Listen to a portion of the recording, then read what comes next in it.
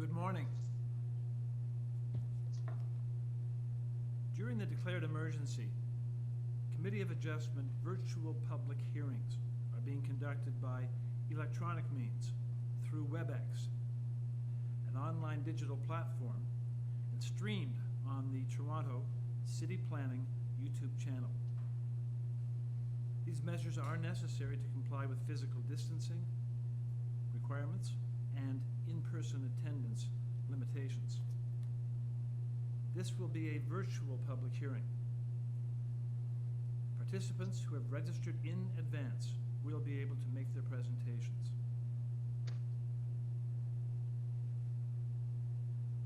They'll be doing this to the committee using WebEx, which is an online event platform moderated by city staff. Anyone wishing to view the hearing may do so by watching on YouTube. Participants who have registered in advance will be connecting via their computer, a phone or tablet app, or by telephone. All participants will automatically be muted on entry. When his or her item is called, each participant will be unmuted by the moderator, one person at a time. Only the committee members will be participating by video. Registered participants will be participating by audio only. We ask that you also mute your devices until you are called on to speak. We acknowledge that the land we are meeting on is the traditional territory of many nations, including the Mississaugas of the Credit, the Anishinaabe, the Chippewa, the Haudenosaunee, and the Wendat peoples. And it's now home to many diverse First Nations, Inuit, and Métis peoples. We also acknowledge that Toronto is covered by Treaty 13 with the Mississaugas of the Credit. In accordance with Sections 45 and 53 of the Planning Act 1990 as amended, this meeting of the Committee of Adjustment of the City of Toronto is called to order. The Committee of Adjustment considers applications for variances from the provisions of the zoning that apply to property, permission to extend or to alter lawful non-conforming uses, and consent to sever property applications in order to create new lots. Anyone in attendance today who wants to receive a copy of the decision of the committee on an application must submit a written request for a decision by email. Please ensure that you include your name, address, and email address, because Committee of Adjustment and TLAB will be sending notifications and appeal updates by email only. You may not agree with the decision of the committee.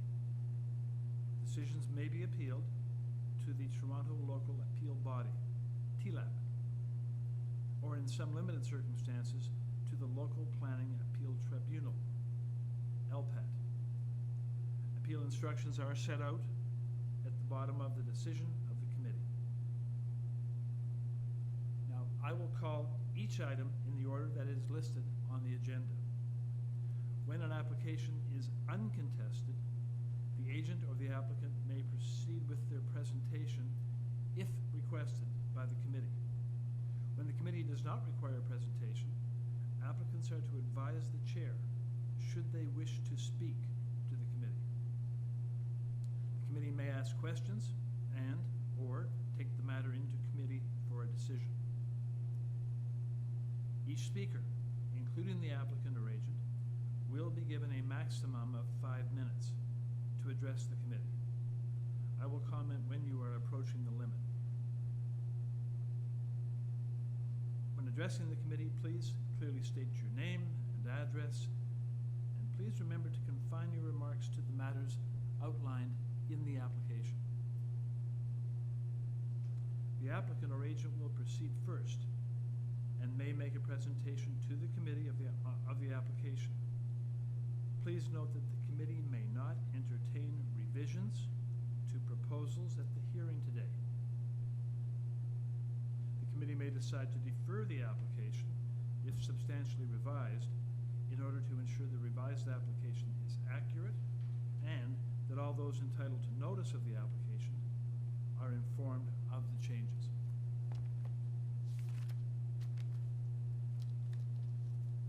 After the applicant, individuals either in support of or opposed to the application will be invited to speak. Committee members may ask questions of each speaker after they have finished their presentation. When all interested speakers are finished, the applicant or agent will have an opportunity to rebut, but only those issues that were raised by the speakers. And this will mark the end of discussion. The application will then be taken into committee for a decision. Madam Deputy Secretary Treasurer, have the minutes of the last meeting been confirmed? Yes, Mr. Chair, we actually have 2 sets of minutes to confirm from May 11th and May 26th. Okay, so those need to be, okay then.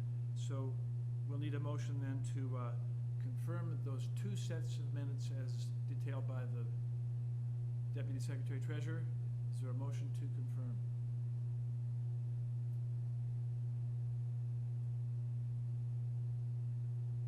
Motion, anyone to confirm those 2 sets of minutes? Sure, through you, Mr. Chair, I'll move a motion to confirm the minutes of May 11th and May 26th. Thanks very much. Second? Mr. Cheng, second. All those in favor? The motion is carried. Thank you. Now, Mr. Chair, I would just like to point out, in case anyone is watching on YouTube, there are 2 hearings today for the Toronto and East York panel. So please make sure you're paying attention to the correct stream. One is being conducted in Scarborough. So if you look at your agenda at the top, it will have Colin Ramdile's name on the agenda listing. So just to make sure you're following the correct hearing for anyone watching on YouTube, okay? Thank you. Very important. Madam Deputy Secretary Treasurer, have you received any requests for a deferral on this morning's agenda? Not for this morning. Thank you. Are there any files to be closed? Not for this morning's session. Thank you very much. Okay then, we will proceed to the agenda and application number 1, which is 54 COOLMINE Road.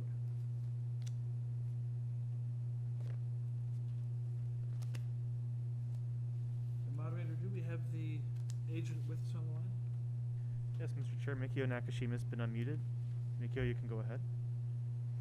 Hi, Chair. This is Mikio Nakashima. Go ahead, please.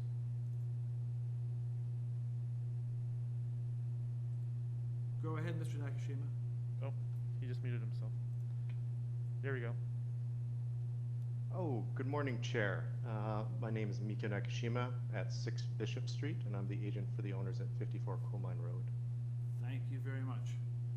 I shall ask my panel member colleagues whether there is a request for a presentation on this application or whether there are questions to put to you. Panel members? Question, Mr. Clay. Yeah, so thanks, Chair. I was just going through this, and one of the things I think that stuck out most with me was the front yard landing, and it's very, very low, and I know that there's a major driveway in front of this house, but 4.5% is pretty low. I wonder if you could speak, please. Of course, yes. So in this instance, the front yard landscaping and the parking both roll together, are combined as the variances. In this particular instance, the 14.56 square meter parking space isn't being excluded from the required front yard soft landscaping calculation. So that number at 4.5% is actually quite artificially low.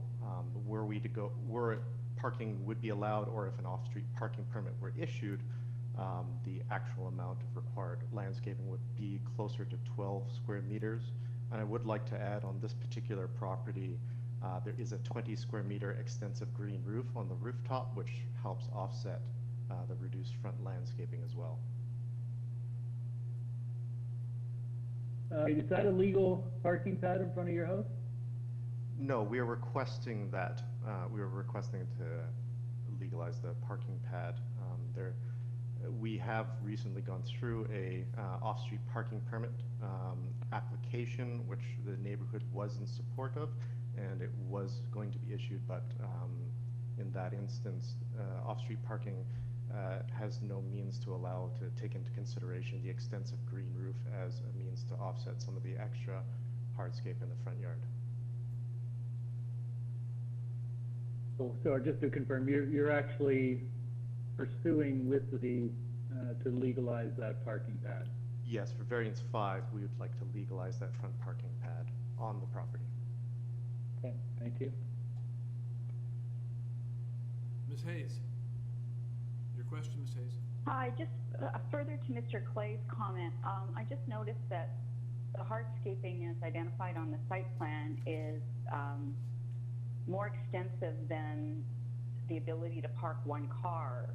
It almost looks like you're looking to be able to park, pull one up on an angle and pull another one up. So I just, I appreciate with respect to the parking space itself, I'm not quite certain about the pavement in front of, next to that and in front of the stairs that needs to be so extensive for one car parking. But I appreciate your comments on that. Of course, yeah. My client is planning on putting planters and some other landscaping there. Unfortunately, that doesn't qualify as soft landscaping under the bylaw, so it can't be included in the calculation. My client drives a larger pickup truck as a contractor and just needs the extra maneuvering room around to be able to get in and out.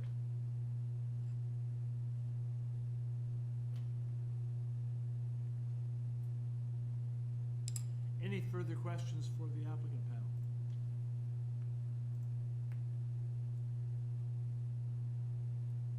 Very good. Then I shall look to panel for a motion, or we can take it into, perhaps we'll take it into committee. We can take this application now into committee, there being no further questions. Panel members, your thoughts on this? Some concern regarding the parking, I understand.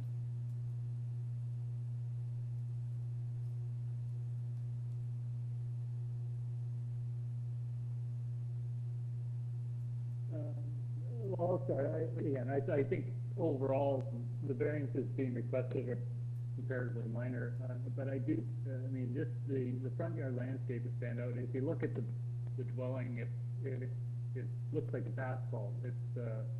It's not permeable at all, and I'm not too sure whether we have any court in this instance. I guess the option is to deny that variance and require them to replace that with something that's permeable, but it seems a bit extreme. But that's the thing that struck me as a concern for this application. Other panel comments? I would second that comment. I don't believe that front yard parking is unprecedented on the street, but the size of the parking spots seem to be, and then the landscape, it seems to be restricted to one car in terms of hardscaping. And I'm concerned that there's just too much hardscaping in the front. I think that condition could be improved while still allowing the parking space to be usable. Very good. Other comments? Joanne, I wonder what might be the mediation to deal with that, do you think? Well, we could, I thought the other. Perhaps, I don't know whether or not it would be appropriate to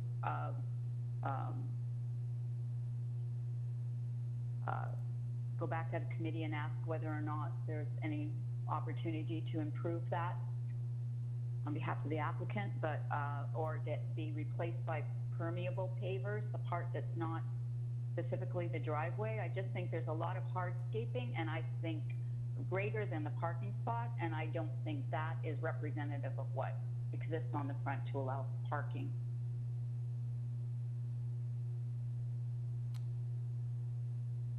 Madam Deputy Secretary Chair, could we reduce the area of the hardscaping, or would that need to be recirculated? Is that too, should we just refuse that one minor variance of the concerns that are being expressed? Well, you can refuse that variance, but then if you permit the variance number 5 for the front yard parking pad, they may not be able to comply because it requires 75% of the front yard to be soft. Perhaps converting the entire front yard to permeable or semi-permeable, as Joanne Hayes has recommended, might be an alternative as a condition. Thank you.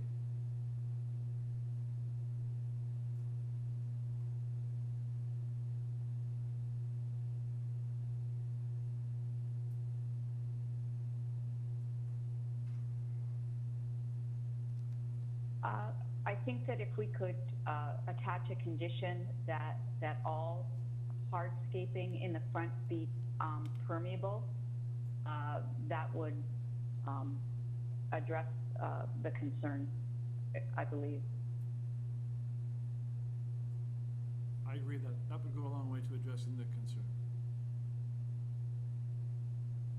Yeah, I'd agree with that. I think that's a good compromise. I mean, it's an expense to the homeowner. You know, that kind of percentage on the front yard, even though it's all front yard, I think is the kind of thing that the city's trying to reduce or eliminate in terms of increasing flooding and such.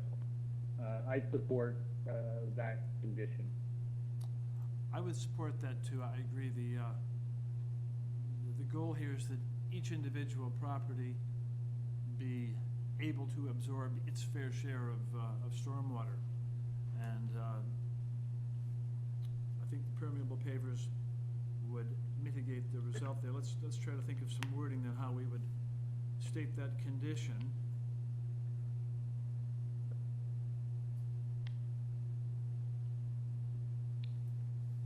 Chair, maybe we could, it could be simply indicating that any hardscaping in the front yard be permeable pavers. That would be pretty simple, yes. Okay. There's a suggested solution. So I'll look to the panel for a motion, please. Okay, through you, Chair, I would move to approve the application. I believe cumulatively they're minor with respect to the solution for the front yard landscaping. Front yard parking is not unprecedented on the street, so I'm not concerned with respect to that. And it would not be of a character, so I would move to approve the application with the condition that any hardscaping in the front yard be made of permeable pavers. Thank you. Second to that motion? Second by Mr. Clay. So we just moved and seconded to approve the application with that condition. All those in favor, show of hands, please. And the motion is carried unanimously. The application is so approved. Committee moves on to item number 2, 208 Dunn Avenue. And on number 2, moderator, do we have the agent with us? Yes, Mr. Chair, we have Oliver Dang on the line. Oliver, you've been unmuted. You go ahead. Hi, yes, good morning, Mr. Chair and committee members. My name is Oliver Dang. I'm an architect and I represent the clients for 208 Dunn Avenue. Good morning, Oliver. I'm just going to check with panel members to see if they would like a presentation or whether they have questions for you. Panel, number 2. Don't appear to be any questions or request for presentation. In that case, I'll look to panel for a motion, please.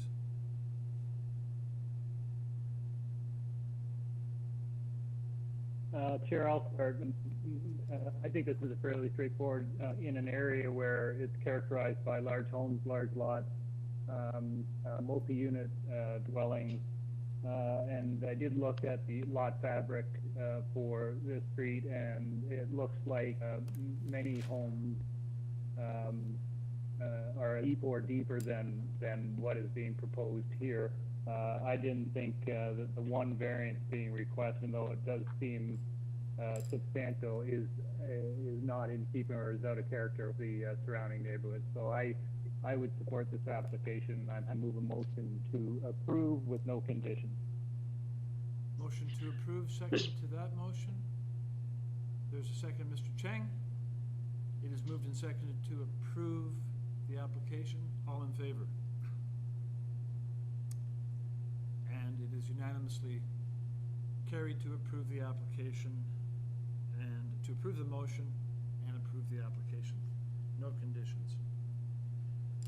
Panel Thank you. moves to number 3, item 29, Greenwood Avenue. 29 Greenwood Ave. And moderator, Yes, Mr. Chair, I believe we have Ida Evangelista on the line. Ida, you've been unmuted. okay, and do we have here. speakers? Can you hear me? Yes, we do. Thank you. Just a moment, Hello? please. Okay. Good morning. Do we have other speakers, moderator? Yes, Mr. Chair, we have 2 residents who've called in who have an interest in this file. We also have an interpreter for one of the residents as well. Very good. Okay, thank you very much.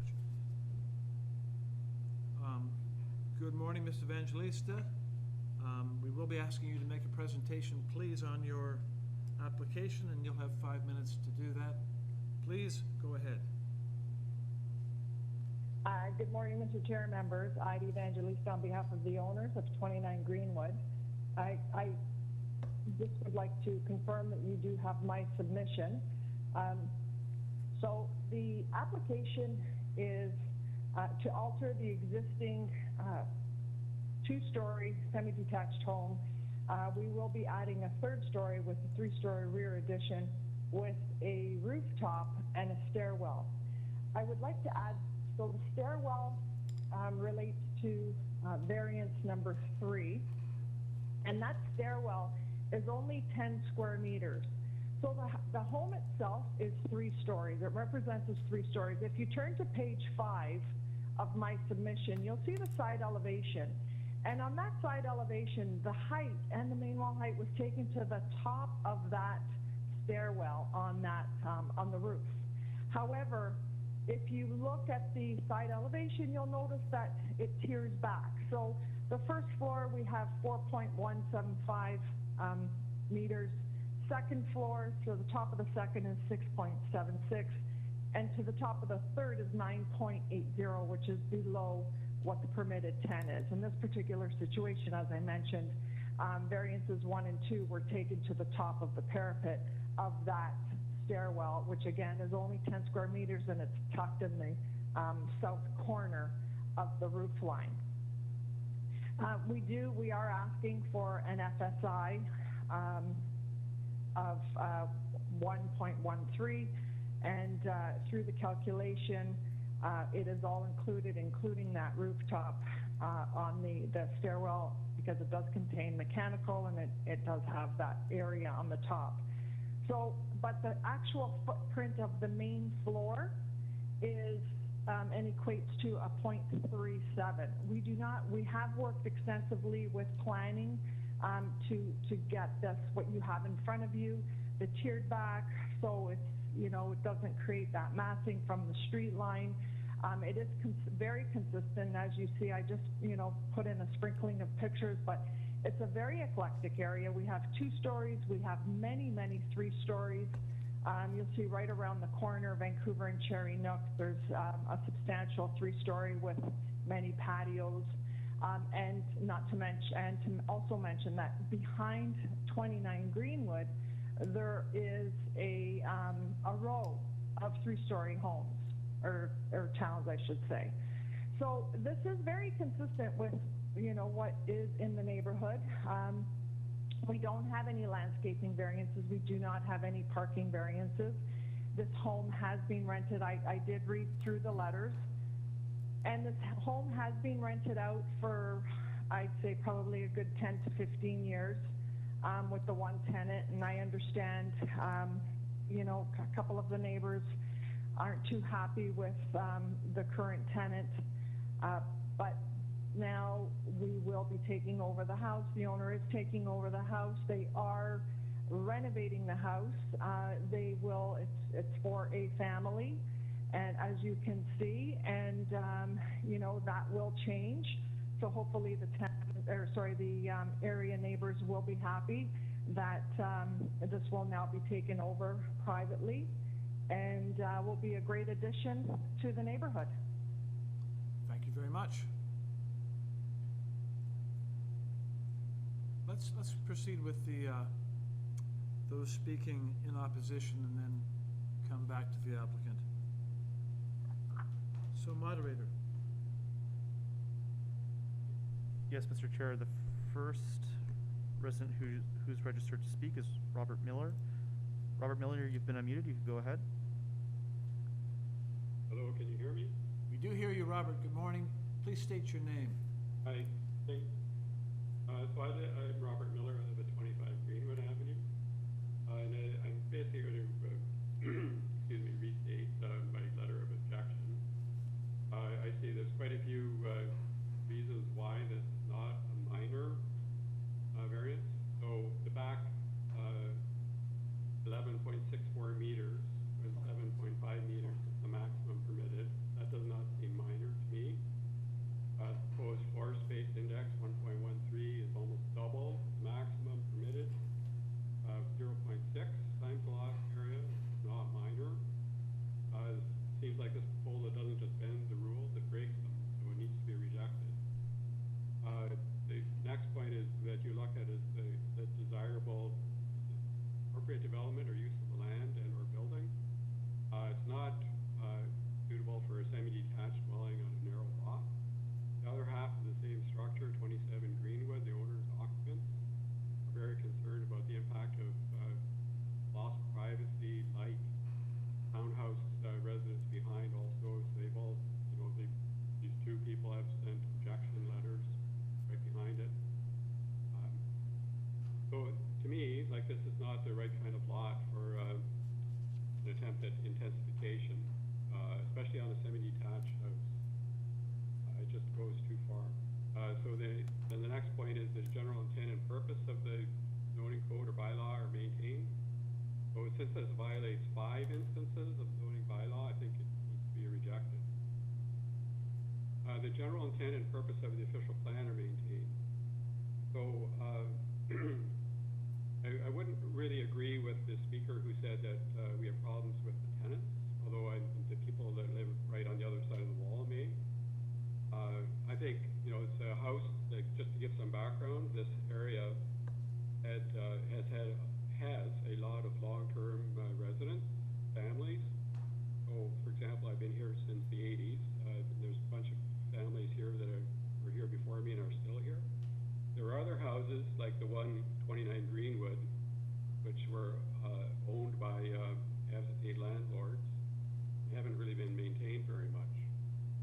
So, you know, the house is not deemed to be one of the better ones on the street, that's for sure. And I think, you know, my next point was that this proposal is like causing a lot of anxiety amongst the neighbors at a time when people are anxious in general. So timing is bad. I think, you know, like everybody's wondering why don't the owners just sell the place and pocket the $1 million plus that they'll get for a pretty good return on their investment, which has been pretty minimal. And real estate agents, I just got a piece of papers from an agent saying this is the best time to sell because prices are not going to go up anymore.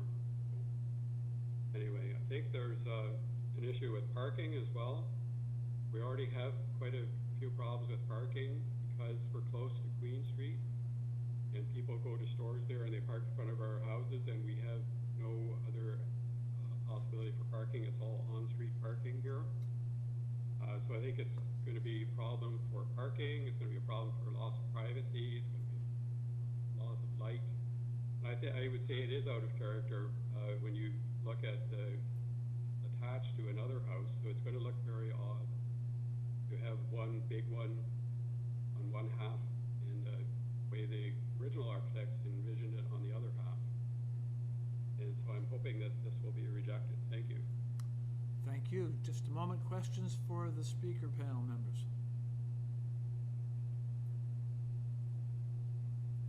Okay. Thank you, Mr. Miller. Moderator? Yes, Mr. Chair. Our next registered speaker is Alan O'Dwong, and we also have Tom Lai, who is an interpreter.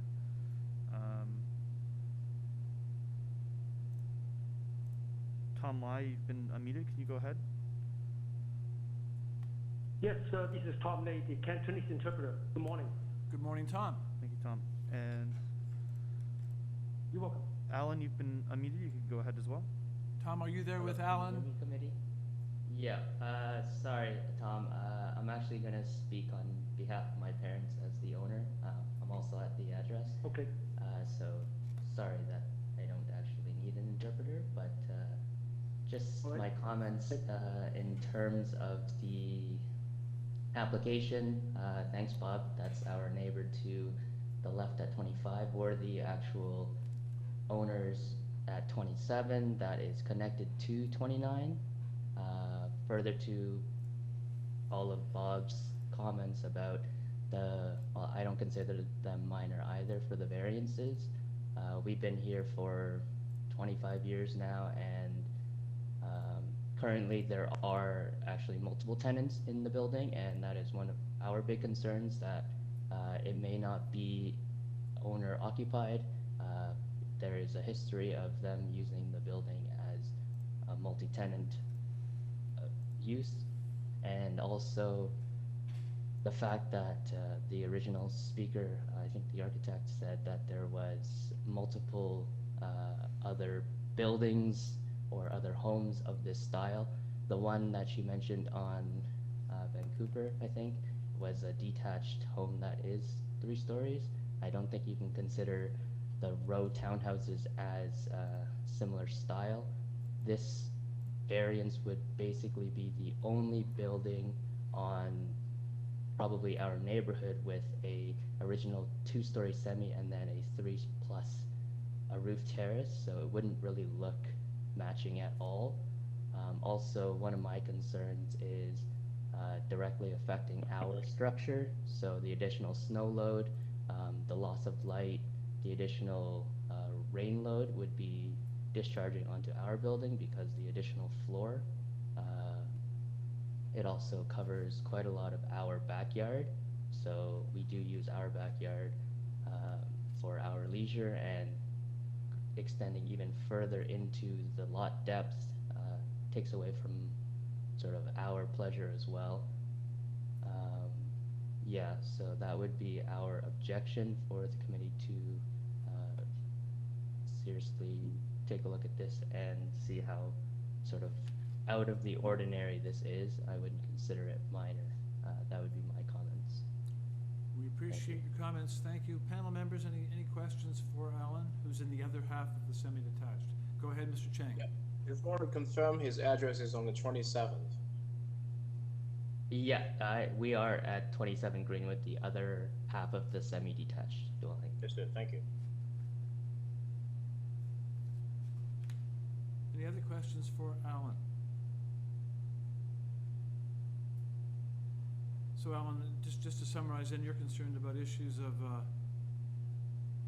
You mentioned the word odd. What would be odd about this?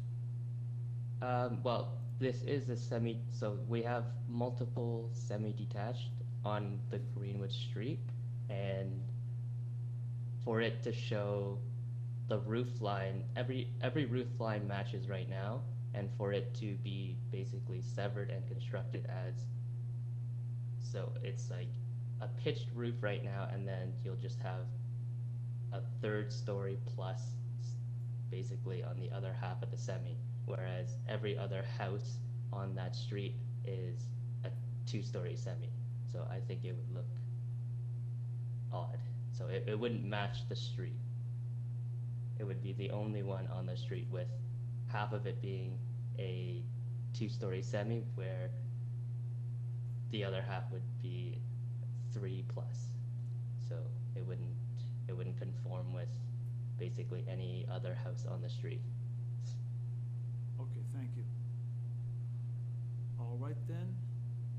If there are no further questions for Alan, then we shall go back to the agent for rebuttal. And agent, the issues that I'm hearing both in the letters that I've read and in what the speakers have just contributed this morning are issues of overlook and privacy because of the height of the structure looking into backyards and so on.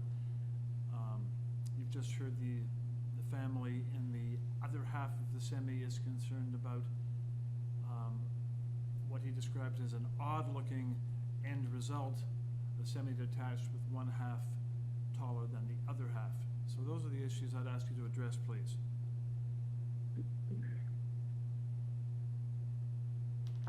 Through you, Mr. Chair. Go ahead. In relation to the can you hear me? We do hear you. Go ahead, In relation please. to the comments, yeah, in relation to the comments that were made, as I mentioned, the height was taken to the walkout where the mechanical is on the rooftop. That's where the height was taken to. However, the height of the actual building is 9.80, which is the majority of the building sits at 9.80, and we're permitted a height of 10. So we have also taken extreme measures to step back the house. Now, as we know, this is an area, it's an urban area. There's, you know, as I mentioned, it's very eclectic. There are many 3 stories in this neighborhood. You know, neighborhoods will not stay frozen in time. They are subject to physical change in the forms of, you know, infill and additions. And this is what we're proposing here. Now, as we are a semi-detached home, we will have to sign a party wall agreement, and that is something that both the owner and the owners of 27 will sit down and they will have that party wall agreement, and we will take measures to assure them that, you know, whatever damage or should anything happen to their home, it will all be recorded. We could even bring in a third-party team to review that. What we're proposing, there are many different homes in this neighborhood of what we're proposing. The flat roof, you know, we have tiered it back so it does appear like a 2-story home. This home, you know, there were comments about an absentee landlord. That's why he's now taking the house back. He's renovating the house, and as you can see from you know, the application and the plans that are in front of you, he will be reinvesting quite a bit of money in this home to make it a better area, a better home to live in. And it will be used by, you know, families. So what we're proposing, there are 3 stories in this neighborhood. We see it. It comes in different variations, you know, be it flat roof, be it a box 3-story, modern 3-story. It is consistent what we are proposing. Now I understand, you know, that the owners at 27, they feel that it doesn't match their side of the home. However, you know, this is something that we have to face in an urban area with change. And this is something that's consistent. This is something that the growth plan wants to see in, in the city. So what you have in front of you is okay with privacy and on-look. We can work with the privacy and on-look if they're concerned about the rooftop terrace, right? That's not an issue. We do have a mechanical room, and as I mentioned again, that mechanical room and stairwell is only 10 square meters. So that's only a small portion of that rooftop. If the neighbors are concerned, and we do have 3 stories right behind us, as Mr. Miller stated, that the two neighbors on Kerr Street right behind us, they sent an objection. But they do have 3 stories. So right now, the overlook and onlook is from Kerr onto our properties. So is this different than what is already, and I propose no, it's not. It is characteristic to the neighborhood, and it is something that, is to be seen in neighborhoods such as this. If you have any questions, I'm open to any comments, questions, suggestions. Thank you very much. Are there any questions for the applicant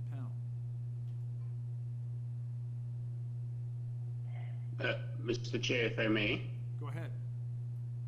Just a quick question. You mentioned the mechanical room. Is that on the proposed to be on the 4th floor? Through you, Mr. Chair, yes, the mechanical room is on the rooftop, yes. May I ask why in a residential property, I'm not familiar with residential properties having mechanical rooms situated on rooftops. Usually it's furnace rooms that are in the basement or somewhere in the 1st floor. Is there some reason why you've got your mechanicals on the 4th floor, as in a commercial building? Through you, Mr. Chair, just in speaking with, and valid point, just in speaking with some, HVAC people, there are, and more we're seeing with, 2.5, 3 stories, and personally, me living in a 3-story, it never gets to the top floor, so they usually have it in the basement and on the top floor, and that's why they're proposing a mechanical room. However, as through you, Mr. Chair, as I mentioned, we are willing to deal with the rooftop terrace if that's an issue. Any further questions of the applicant panel? Ms. Hayes. Well, I just want to comment on what Jess has said. If you look at the basement floor plan, you can see that there is no mechanical room. It's an individual suite. So if you want to maximize without doing more excavation, saving the cost, the best way is to put it up. I mean, they do have a furnace room here as an independent control, but I don't know if that would affect how we make a decision. But obviously, it's about maximizing the usable space inside the basement and all the floors. Ms. Hayes, your question? Please, Ms. Hayes. Yes, Ms. Evangelista, with respect to the FSI, could you give us some examples of the FSI that you're requesting in other semis in the area? Through you, Mr. Chair. Yes. Unfortunately, I do not have that information. I've gathered information on homes and characteristic styling of homes in the neighborhood.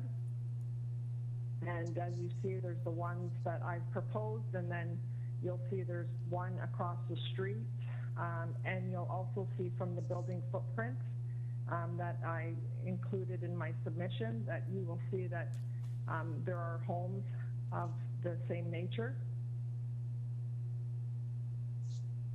And as I mentioned, on the main floor, the footprint of the 1st floor is at 0.37. And we have taken the extra measure to step back each floor. But the 3 stories is characteristic in this neighborhood. Okay, You Thank know you. your current FSI? Mr. Chang? go Like ahead. before the expansion, what is your existing FSI now? Through you, Mr. Chair,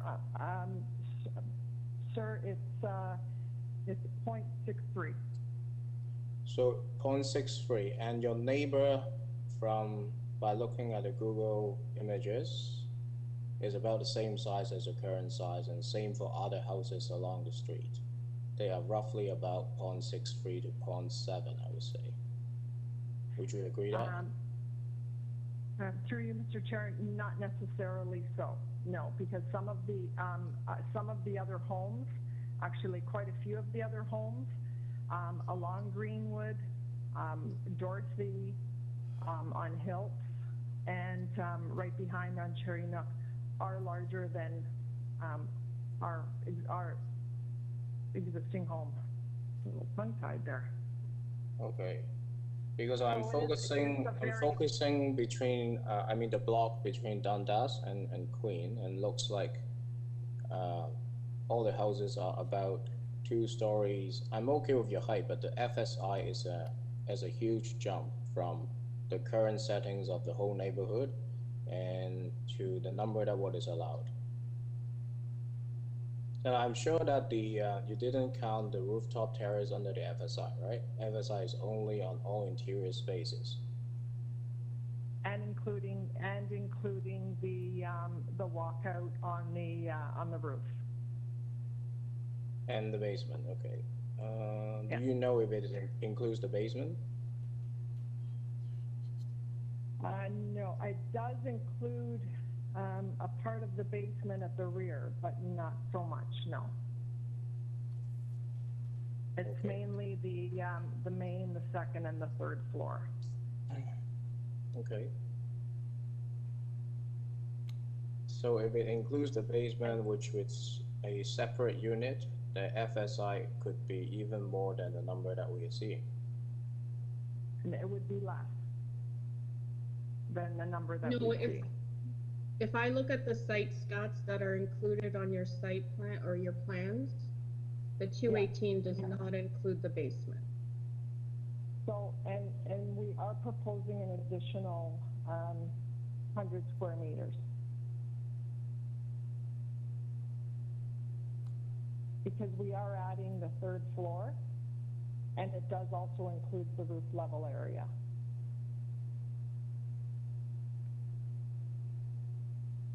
Okay. And as I mentioned previously, we can alter the roof level area if we would like to remove that Well, portion. Our applicant, the committee is dealing with the rooftop. application as it stands now. So, are there any further questions? Ms. Hayes, question for the applicant? Go ahead. Yes, I just wondered if you could point to any other semis in the area that have had additions that you're proposing, similar or anything that you're proposing. The examples that you provided appear to be detached homes, so I just wondered if there was any semis you could point us to. Thank you. Yes, so there is at the corner of Dorothy and Greenwood, they went in for an addition. There's a home on Cherry Nook, which is right around the corner, and there is another further down along Greenwood past Kerr, and they've also I believe they've altered their home. And those are semis? Those are semis? What? Yeah, some of them are semis, yeah. You see, all of those are semis? And then there's also one near Dundas, Greenwood and Dundas, that they're going through a reno also. Okay, I just want to then. make a comment that the houses that you mentioned about, they are just dormers to the roof. They are not first floor with a terrace. They are third floor, yes, correct. Some do have I mean- terraces, not rooftop terraces. That is correct through you, Mr. Chair. Yeah. My apologies. That's basically a hip roof with a dome, and okay. that's more like an attic than a full third floor. Okay, But, panel. okay, thank you for your information. Panel, again, we are dealing with this application based on its, the minor variances presented to us as it stands. So, unless there are any further questions of the applicant, let's take this application into committee, please, for some discussion. And so who'd like to begin? And any of you may begin. Let's take it into committee now, please. Perhaps I'll start, Mr. Chair. There are two of the variances, number 2 and number 4, that I find difficult to support. The maximum floor space index, which is one, that's variance number 4. I find it quite excessive. Adding a 4th story, literally, is quite an imposition to the neighbor, the adjacent neighbor, the one who shares the wall. So on that score, I find it very difficult to support this application. Thank you. Further comment, please? Mr. Kelly? I'll weigh in. I'm interested to hear my other colleagues as well. I have 2 points to make, mainly. One, whenever we see an application from the side of a semi, it's really important to hear from the owners of the adjacent side. That is the most immediately impacted party to any kind of development. And I was really heartened to hear from 27 because I didn't see their comments in the material that was proposed. So good to hear that perspective and the concerns that they raised, which I think are legitimate.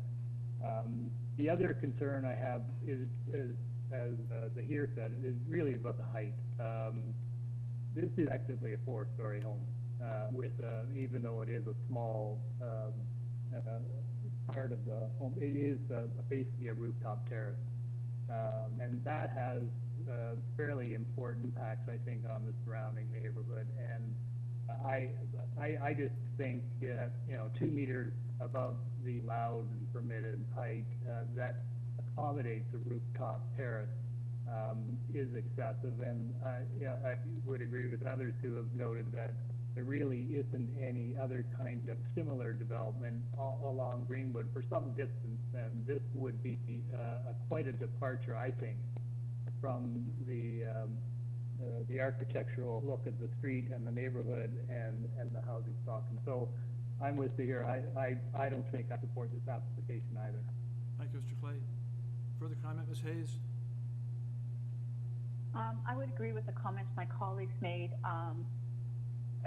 I will acknowledge that before the committee, we have dealt with applications on one part of the semi that have made it not look identical to the other. But having said that, I think that the current application is in excess of some of those considerations, and the fact that there's from the submissions we've received today and surveying the neighborhood, I can't see anything similar that has occurred. I will acknowledge that there are larger homes, but they tend to be detached. And I'm concerned with respect to the height as well as the rooftop deck, which basically makes it a 4-story massing. And the building is not stepped in at the rear, which makes it, for the neighbors, a little more impactful as well. Those would be my comments, and I can't support this application. Thank you. Mr. Chang?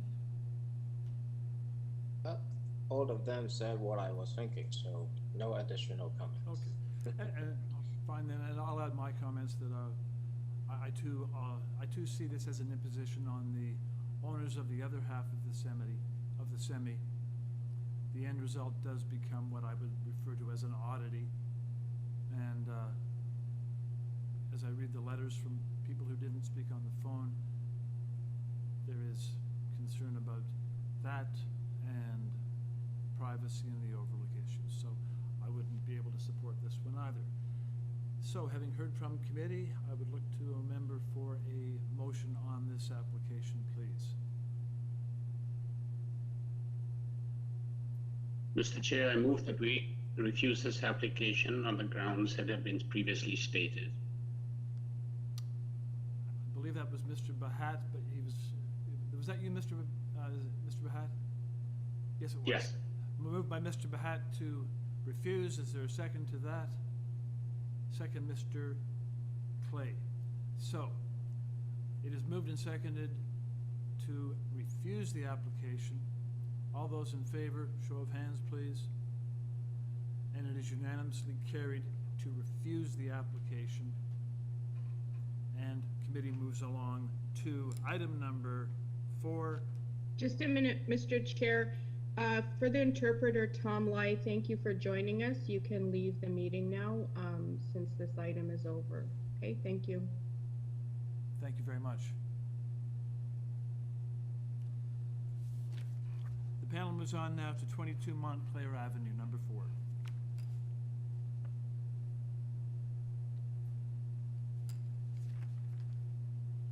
And on this application, moderator, do we have the... Yes, Mr. Chair, we have Michelle Charcow on the line. Michelle, you can go ahead. Good morning, members of the committee. Can you all hear me? We do hear you. Good morning. Good morning. So the application is a minor variance application for a new dwelling. This is a 3-story dwelling. And our office submitted a presentation package, and I'm just wondering if somebody could put it on the screen so all the panel members could see it. Applicant, just hang on for a moment, please. And I'm going to ask the panel members whether they do request a presentation or whether they have actual questions for you. Panel members, presentation questions?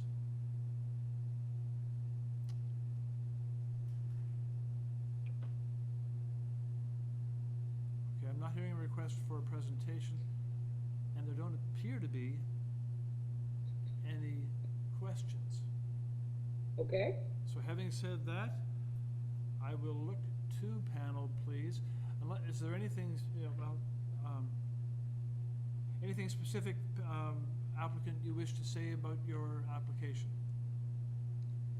Yes, so we do not have any comments from planning staff, and we have no objection letters from any adjacent neighbors.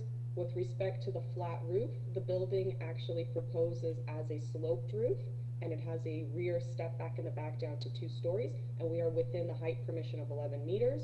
With respect to the FSI, we're also within other approvals that have occurred, and there are plenty of other 3-story dwellings along the street, which can be seen in the presentation package. Thank you very much. Okay. All right then, panel.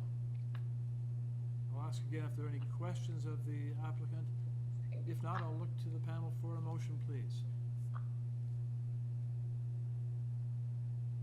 Through you, Mr. Chair, I think that the presentation material that was submitted with the application was very thorough and provided substantive rationale in terms of meeting the 4 tests, and provided examples that what is being requested is not out of context with others in the area.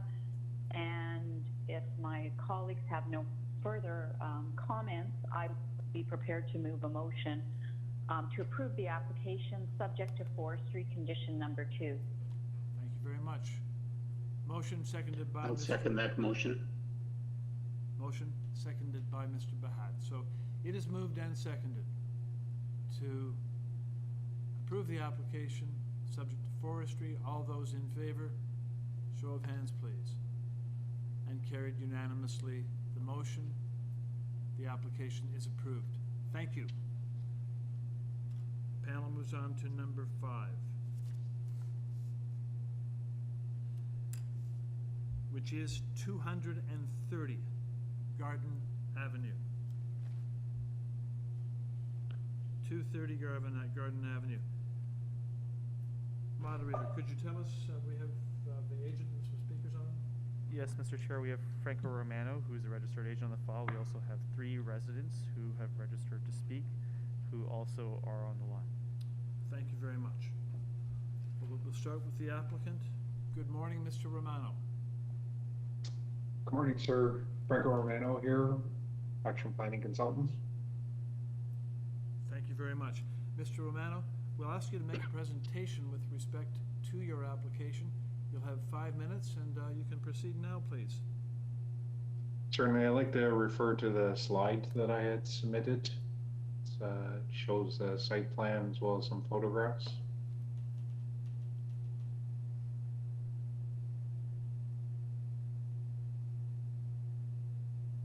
There we go. Thank you kindly, appreciate that. So the subject property is located on Garden Avenue, which is basically a single loaded residential road. There's a school across the street. The property is on the same side as the subject site, and this is just west of Roncesvalles, north of the Queensway. It contains a mixture of detached and semi-detached residential built form. We're in an area where single as well as multiples are permitted, and we'll see that there are along the street about 65% of the properties are 3 stories in height. Some of them have a full 3rd story, some of them have dormer condition. Proposal before you today is to permit a rear 2-story addition, although the 1st story that forms part of that rear addition already has a building permit. So that is under construction right now. So any issues relating to trees or landscaping, of which there are none, there are no impacts to trees and there is no landscaping variance, is already under an existing building permit. That's the same with the rear ground floor deck, which is also not a variance. And that rear ground floor deck will have a privacy screen, and that's what's shown on the building permit drawings. In terms of the proposed addition, it's a 3rd floor addition. And you'll see that there's a sensitive design that's been made in terms of a front dormer. And that front dormer is similar in kind to other dormers along the street, which have a variety of gable as well as shed-like features. The 3rd floor, it triggers a main wall height variance, but that main wall is no higher than the neighboring 3-story buildings. Both neighboring buildings or dwellings, including the attached, semi-detached dwelling, are already 3 stories. They are already taller, and in some instances longer than what is on the subject property. So the proposal is a modest and sensitive integration. You'll see in the rear yard pictures that I have, both on the left and on the right, that the neighboring dwellings currently have built form and amenity features in an elevated fashion that are similar and in some cases larger than what is being proposed. See that the proposed 2-story addition is no longer than the neighbor to the on the right hand side. If you look on the site plan, the east. In terms of floor space index, 73% of the properties within the area, including on the street, exceed 0.6, and about 36% exceed 1.0 times, and that is what is proposed, 1.0 times. The current site today is at a, based on the building permit that was just recently issued over the last couple of months, is at 0.65 or 0.66. So the proposal is seeking to add, and I'll just keep it simple, even though the rear 1-story portion is already being constructed. But if we look at the rear 2-story plus the 3rd floor, it's adding 95.9 square meters, mostly within the existing building footprint. Certainly the existing building footprint that is under building permit. Now that rear 2-story addition that's shown on the site plan, there is already a 1-story addition that is there, and that's shown on the more recent site plan, and that is also the condition next door. So subject to any questions, or would submit that the proposal satisfies all 4 tests for a minor variance and creates no unacceptable adverse impact. Thank you, applicant. I think we'll go to the registered speakers who are waiting to speak next. Moderator? Yes, Mr. Chair. The first resident who's registered to speak is Heather Johnson. Heather, you can go ahead. Good morning. Can you hear me? We do hear you. Please state your name. My name is Heather Johnston, and in addition to the note that I sent, I just wanted to focus on 3 points. The first is concern around the amount of green space that is left with this proposed change to the FSI. Groundwater, wildlife.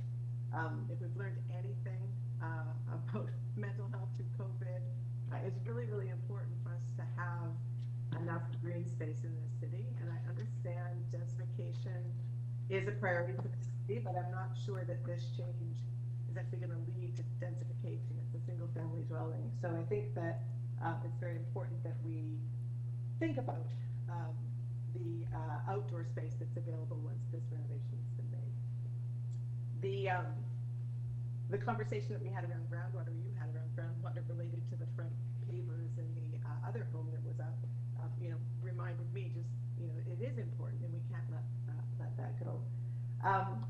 There's a lot of focus through this process and conversation about what is already true in the neighborhoods. And I do worry that we perhaps rely a little bit too much on allowing things to become consistent and just continuing mistakes that we've already made. The FSI target is 0.6. I think I heard the person, Mr. Romero, say, or Romero say that the 36% of the neighborhood already exceeds 1.0. And just because we've made mistakes in the past, I don't think we should keep making them. So, I am concerned that we are overbuilding the environment that we live in. And the other thing is the impact to the property adjacent to the west side. So we see in the picture that for sure bringing this property back would be consistent with what's happened on the east, but it will then overlook and overshadow the property to the west, which is not extended as far in the lot to the back. And so that's a concern. So I think those are just the 3 points that I would want to focus on. Thank you for your comment. Questions, panel? Hearing none, we'll move on, moderator, to our next speaker. Mr. Chair, our next registered speaker is Helen Politeco. Helen, you can go ahead. You've been unmuted. Good morning. This is Helen Politeco, and I'm joined this morning with my husband, George Kozu, and we reside at 224 Garden Avenue, a detached home just east of the property that's being discussed. I requested to participate because we had some questions that were unclear in what was provided in the public notice, but based on the presentation that we heard this morning, we no longer have those questions. Okay, then, that's fine. If you have, if those questions have been answered, then good. Do you have anything else to add to the panel? Not at this time. Thank you for allowing us to participate. Thanks for joining us.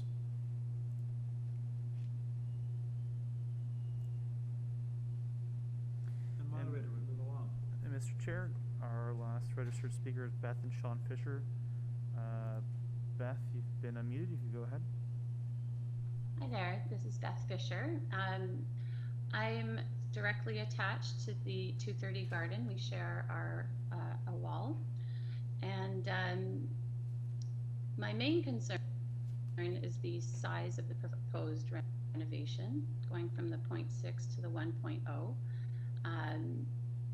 We are worried about this in a few ways. Mainly, it will feel like we're being dwarfed by the house that we're attached to.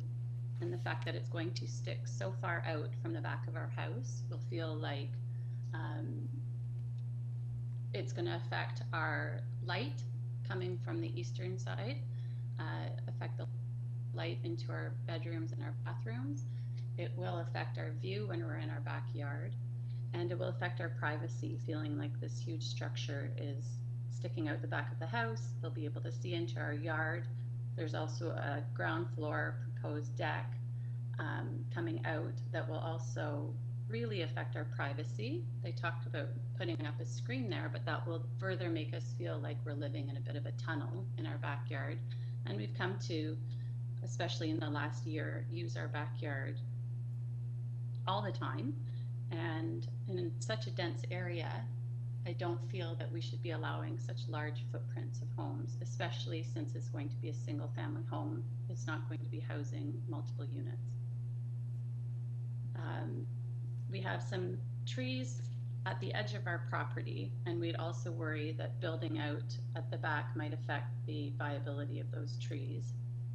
So we'd want to make sure that that those trees are protected. And one of the speakers mentioned that the house to the east of the renovation has already extended the house at 228. And to me, that's an example of how imposing it can be, how imposing it can look, and to be attached to that home and be set back, it will really affect the enjoyment of our home as well as our light and our privacy.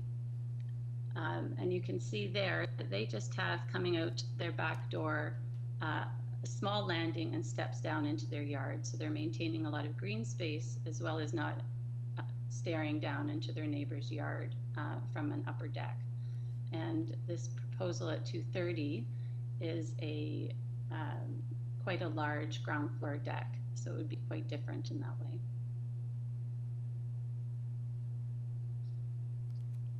That's everything for now.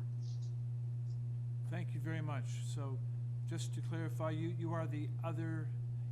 You are the other side of a semi-detached house. Is that correct?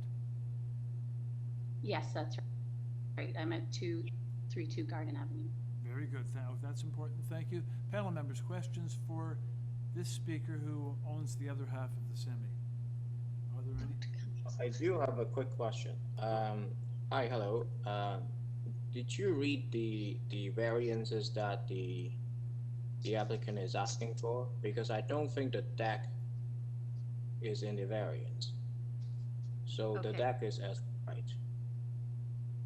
The deck is what, sorry? Is as of right. I think they can just build a deck without any variances. Okay.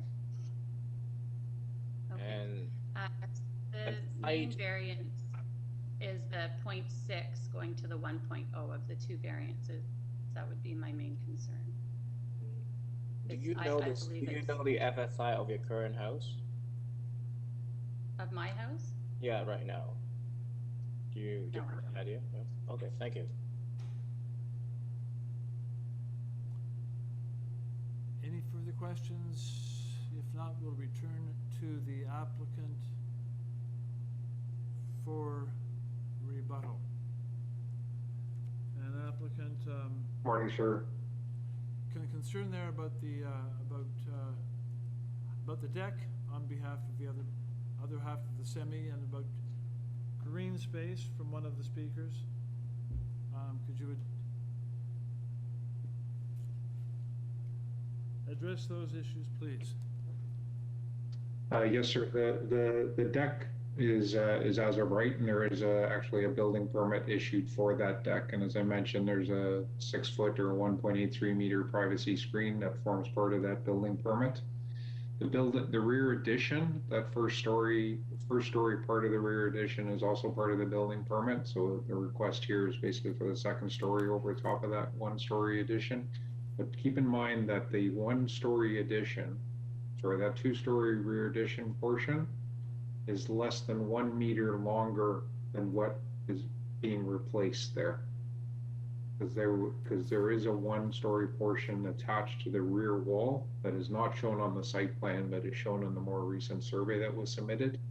So this addition at 3.35 meters is less than 1 meter longer than what was being replaced there. So this is not a significant difference in size, mass, or scale to what is currently there today, or currently permitted. Landscaping, there is no variance. The proposal exceeds the landscaping that's permitted. And in terms of floor space index, the attached semi-detached neighbor is at about 0.9 or so FSI, in response to the question of one of the panel members. So subject to any question, I submit that again, this is a sensitive design that is in keeping with the nature of the street and the nature of the rear yard conditions along this entire stretch. There's all kinds of elevated platforms, including on neighboring properties that are above the ground floor, and the proposed rear deck, which is compliant, is not elevated. Okay, I have a question. You just mentioned something interesting. Your proposal is for an FSI of 1.0, and your estimate of the other half of the semi is that it is already at 0.9? And I wonder, how do you know that? Based on statistics, to look at it, and it's not a, it's not a direct apples to apples comparison, because I know that the one that's before you today is based on a zoning examination review of outside walls and all the floor space within the building. The floor area that the city statistics provide are basically, sometimes it's understated in terms of what's provided, but it's not the exact same as what a zone examiner may identify. So a zone examiner may identify something that might be a little less or a little more than what those statistics show. It's a three-story building next door. That semi next door today was the Fishers. It's 3 stories. It's currently larger than what's on the subject site today. I just have a quick question, and this is why I was asking the appellant or the opponent the size of her house, because they have a 3rd floor, and it looks like. How about your in your existing condition? How many? What's your FSI now? Before the the existing condition, do you know the FSI? 0.65. 0.65. Okay. Yeah. And did you attempt to talk to the neighbors and explaining to them about your proposal, because it looks like they don't quite understand that the deck is not part of the application, and you're not asking for any setbacks at all the parameters, so there's no difference of green space issue here. We're all talking about the FSI here. Right, yes, Ms. Bastato, the owner, Joanne Bastato, and her husband, Joseph, have spoken with the neighbor, yes. Okay. Okay then. All right. Mr. Clay. Just one quick, Chair, if I might. I thought I heard the applicant indicate that the 3rd floor balcony would include screening through the building permit. Is that true? No, sir. The ground floor the ground floor deck is part of the building permit, and that includes the screening, and that's the deck that the neighbor had a concern with. Repeat the question, Mr. Clay, Sorry, please. the third floor deck is not as of right. That forms part of the minor variance. Well, it is as of right, but it's attached to the 3rd floor addition that is part of the minor variance. No, I get that. So I was just, does it include some form of screening, opaque screening? It does not currently include, because that's consistent with what we see within the rear yards of other properties, but if, happy to include screening along the side of minimum 1.5 meters. Okay, good. Thank you. You're welcome. Very good then. Seeing no further questions, we can take this application then into committee now for discussion, moving toward a motion. Any comments on this application, panel members?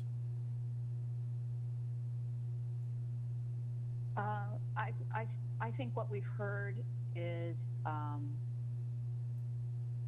that the extension, although it will be 2 stories at the rear, is less than 1 meter longer than the existing 1-story addition that the neighbor at 232 also has. I believe that what's being proposed with respect to the 3rd story being stepped back at the rear and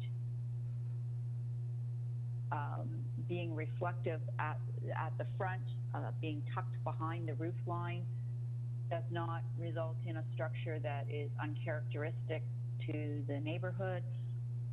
There is no depth variance, there is no landscaping variance to speak to some of the concerns that were raised by the submissions we received today.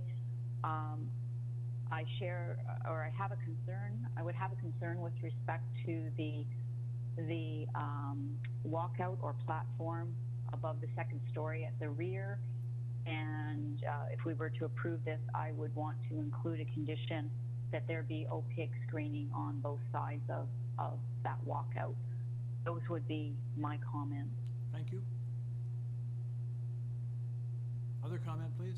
Mr. Yeah, Clay? I just agree with you, and the variances being requested here are quite minor, and the characteristics of the street, they are all, many are 3-story with that kind of dormer being proposed for this application as well. So the architectural designs were trying to be sympathetic and in keeping with the neighborhood. This is an area in transition. This is a very popular area of the city. There's a lot of these going on. It's not surprising that people are adding on homes. I would agree with Joanna with the condition for the opaque screening on the third floor balcony as well. No, thank you very much. But I'm happy to move a motion. If no, oh, sorry. Go ahead. I'll just add quickly my comment. So I agree with both of my colleagues here, and I don't think it is a mistake to have a 1st or 2.5 stories in this neighborhood. The reason for that is the streetscape is designed with a laneway, with a separation between the building.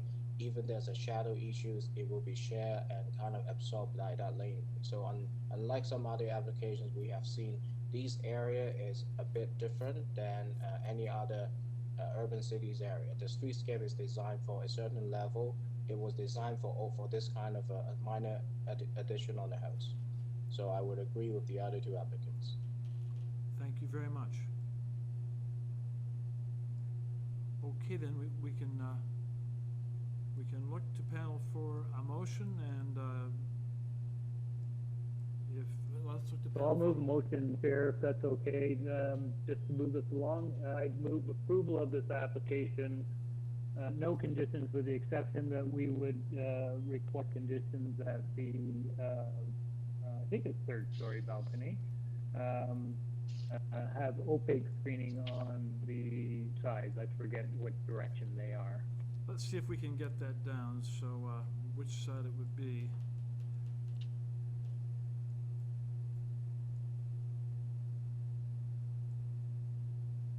Or we could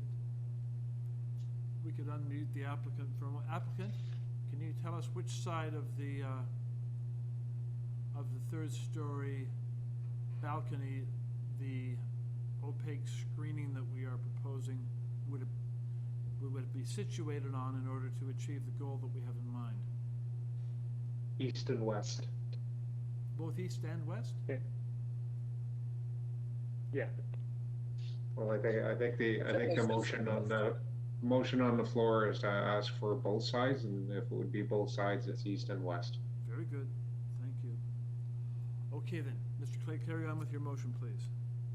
I think that's it. So we would, we approve no conditions but with one condition that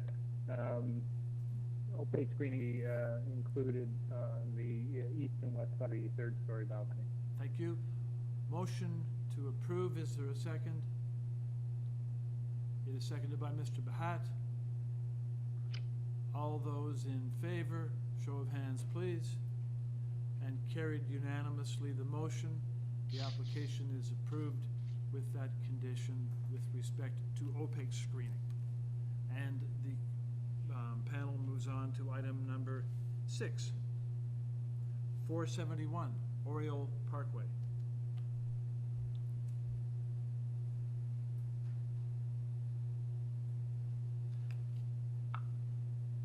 The moderator, is the applicant with us? Yes, Mr. Chair, we have Chris Marchese on the line. Chris, you can go ahead. Good morning. Yes, I am here, Mr. Chair, fellow committee members. Can you hear me okay? Speak up a little bit, please. Yes, is that better? Can you hear me okay like this, Mr. Chair? That is better, yes, thank you. Could you So state? my name is Chris Marchese, planner at Design Plan Services, retained by the property owner of 471 Oriole Parkway, to present this application here in front of you today. My address is 900 the East Mall, Suite 300. Thank you very much. I'm going to ask panel members whether they'd like to hear a presentation or whether they'd like to put questions to you. Panel? Don't appear to be a request.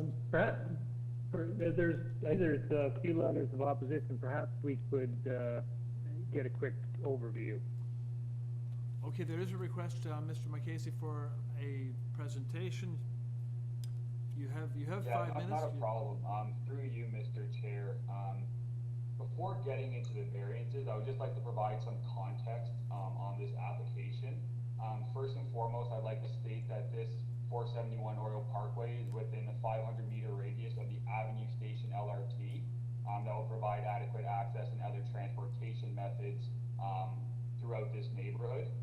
The subject property is also permitted to have 5 units as of right. There's no variances for the proposed unit count. And the existing depth is being maintained through this application. And if I can just have staff pull up the north elevation, the north elevation. And right there, you see those dotted lines just at the rear of the property. The only additional massing that's being added is just the staircase above that existing 1-story staircase. And then if you look at the south elevation, you'll see 3 dormers that are proposed, which are permitted as of right through this application. So the depth is being maintained. We're adding only about 300 square feet of additional floor space to accommodate the additional units. And parking was evaluated with planning staff, and due to the close proximity of the new LRT station and multiple different methods of public transportation, we are of the opinion that this application meets the 4 test, but I'll be happy to answer any other questions at this time if needed. Okay, I'll begin with the question, applicant. As I've read the letters, there are a couple of themes that come up in the letters that I read, and they were relating to deficiency with respect to parking. And another recurring theme was the planned use. Could you comment, please, on the planned use? There was, suggestion that this was going to be an Airbnb. Through you, Mr. Chair, there's been no conversation of any Airbnbs with the client. There's multiple multi-dwelling or multi-unit dwellings existing on this street within the neighborhood because it is permitted as of right. So I think it's fair to say the assumption is that they see multi-units and they automatically associate it with Airbnbs. But this property owner has the right to provide 5 units for housing purposes in this area. And as far as I'm aware of in the conversations that I've had, is that this is not going to be a daily rental property if approved here by the committee today. In regards to parking, I just touched on it quickly, but we're asking for a reduction of 3 parking spaces. First and foremost, in January of 2021, city staff have taken an initiative to reduce parking rates across the city of Toronto, and also due to the walking distance of less than 300 meters from the new Avenue Station LRT for the Eglinton Crosstown, we are of the opinion that the parking reduction is easily accommodated through other public transportation methods that are available within extreme close proximity of the subject property. Thank you. Further questions of the applicant?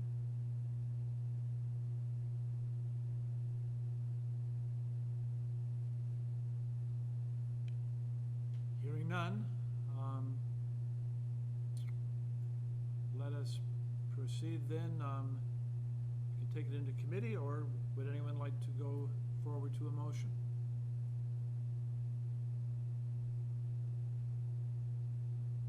Sounds like we should take it into committee.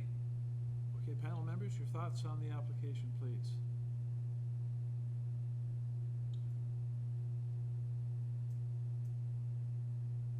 I'll start, Joanne, go ahead. We'll start with Ms. Hayes. I don't think what's being proposed is uncharacteristic of the neighborhood. A number of the properties along that stretch of Oriole Parkway are multiple unit dwellings. I don't think the depth is unprecedented.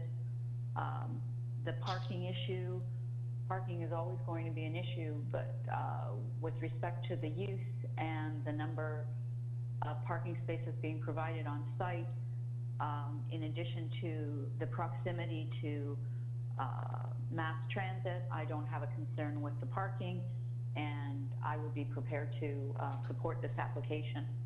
Thank you. If my colleagues don't have any further comments, I'd be prepared to move a motion to approve the application. Mr. Clay had a question. Mr. Clay had a comment, I think. So just a moment, please, Ms. Hayes. Mr. Clay did have a comment to make. No, I actually, I guess, Joanne, in fact, the depth and existing conditions, so I had no problems with this applicant either. Ms. Hayes, then carry on. If you have a motion to make, Okay, please. so that would be my motion to move to approve the application with no conditions. Is there a second? Seconded by Mr. Byatt. It is moved and seconded to approve. All those in favor, show of hands, please. The motion is carried and the application is approved without condition. Panel moves along to item number 7, 118 Barker Avenue.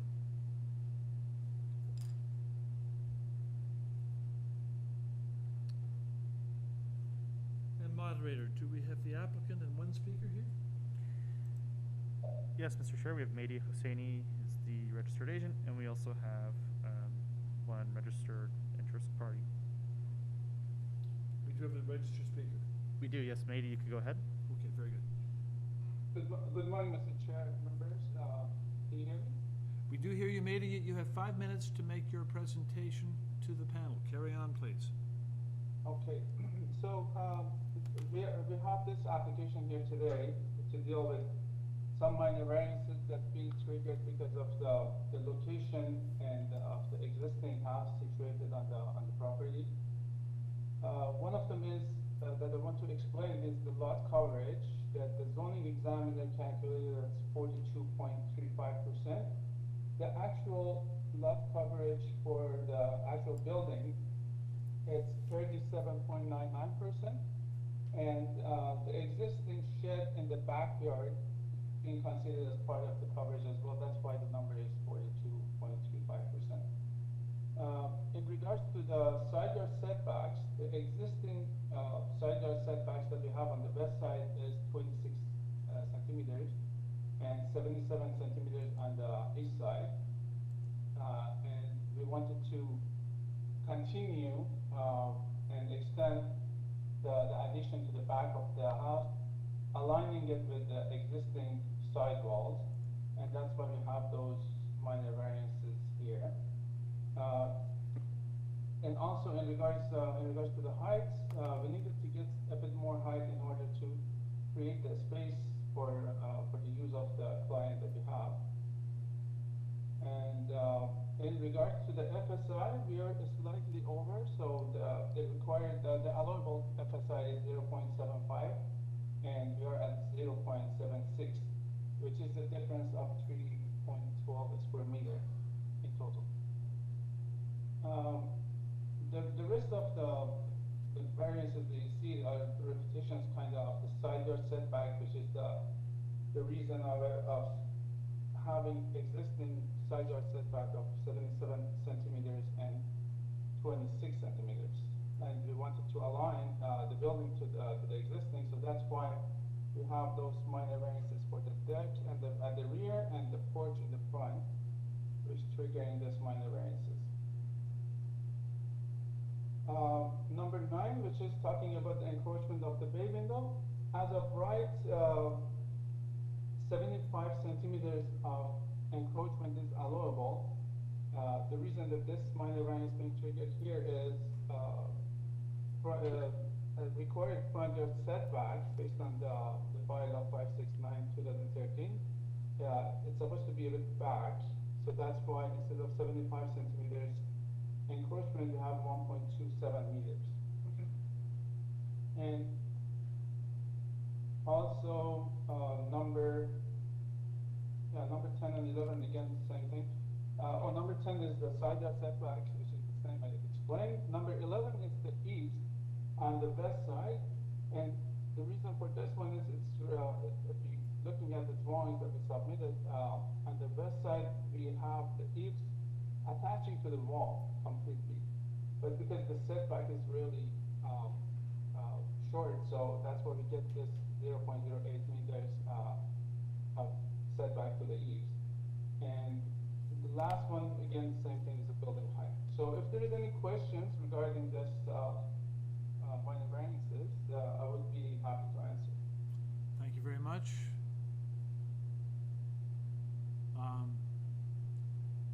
Let's go on to the speaker who is registered.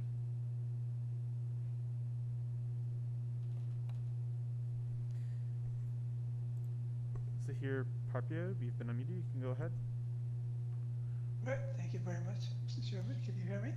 We do hear you. Good morning. Please state your name. My name is Zahir Parkwaay. I live on 106 Parker Avenue, which is directly to the west of the proposed property. Okay. You have 5 minutes. My main Go ahead. Pardon me? You have 5 minutes to address the panel. Go ahead, please. My main concern is that all the proposed requested variances to the zoning bylaws seem to be going out of their way to reduce the basically light coming into my side windows.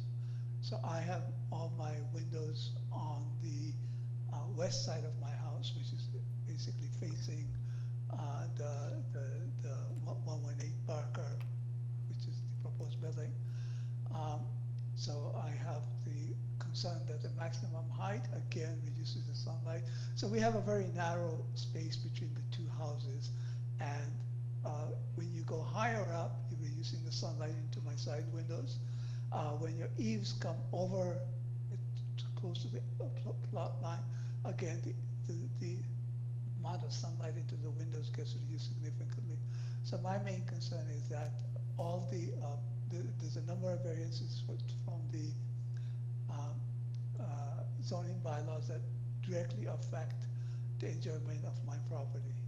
Mainly the amount of light coming into the windows on the first floor and second floor of my house.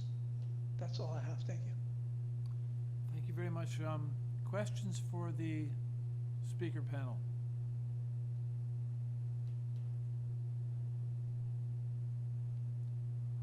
I have a question,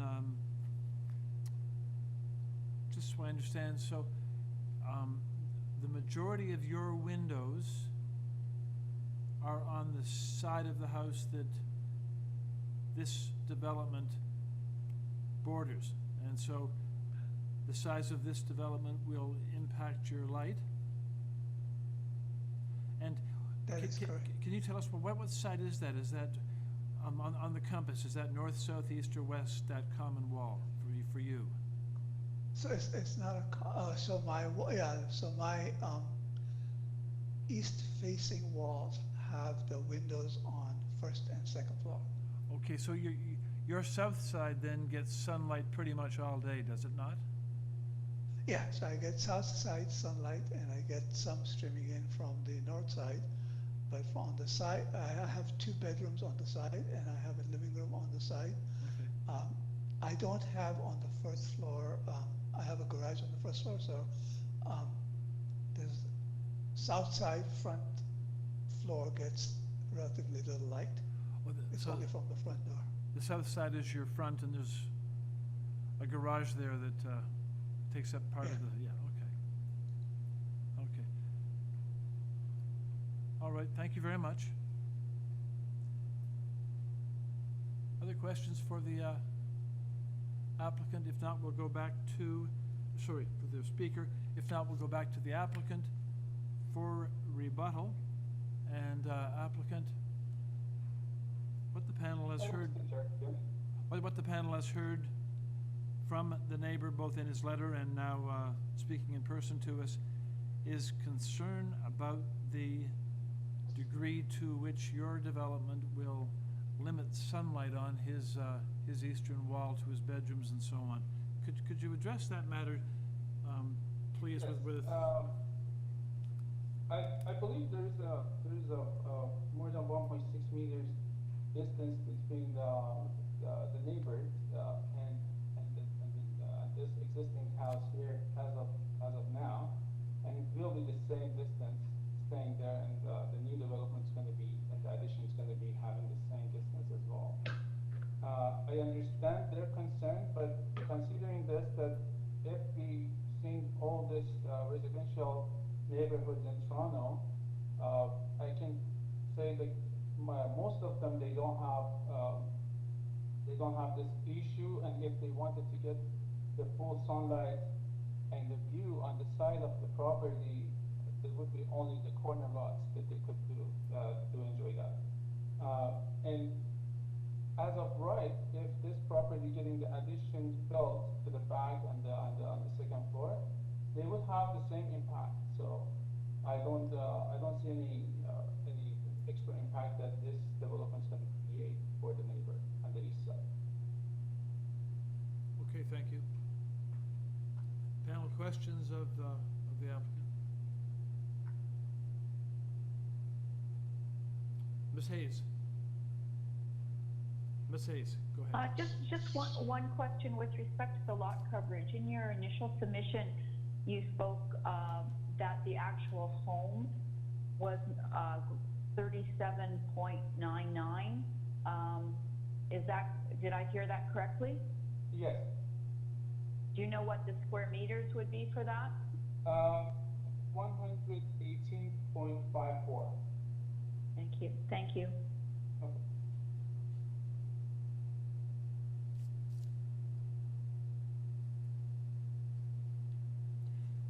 Okay, at this point, I'll look to panel for a motion if we're ready for that, or we can take it into committee, but we may be ready for a motion.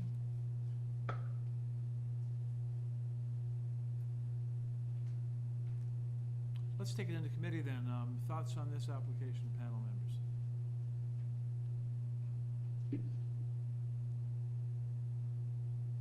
I would be supportive of the application, although I would like to either tie it to plans or somehow reflect that the lot coverage with respect to the home is lesser than what's in the variance being permitted. So maybe tying it to plan if we were to support the application. Thank you. Good point. Other thoughts?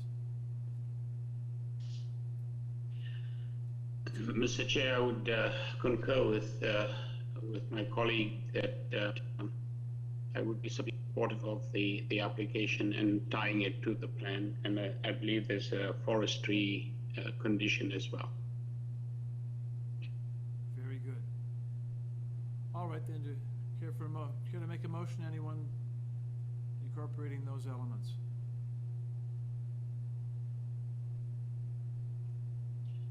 Mr. Bahat. Mr. Chair, I would propose that we accept the application as and tie it to the plan, and recognize the forestry condition number 1. Okay. Staff, is that wording sufficient, staff, to convey our meaning? Yes, we know how to fix the word. Very good. Okay, then, it is moved to approve. Is there a second for that motion? Second, Ms. Hayes. Moved and seconded to approve, subject to forestry and tying the application to the plan. All those in favor, show of hands, please. The motion is carried and the application is so approved. We move on to item number 8. Number 9, Ozark.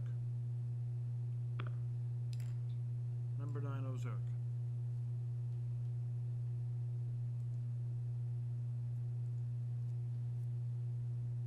And moderator, we have some speakers on this one, I understand. Could you tell me how many are with us? Yes, Mr. Chair, we have Craig Race, who's the agent on the line. We also have an additional 5 people registered to speak to the application.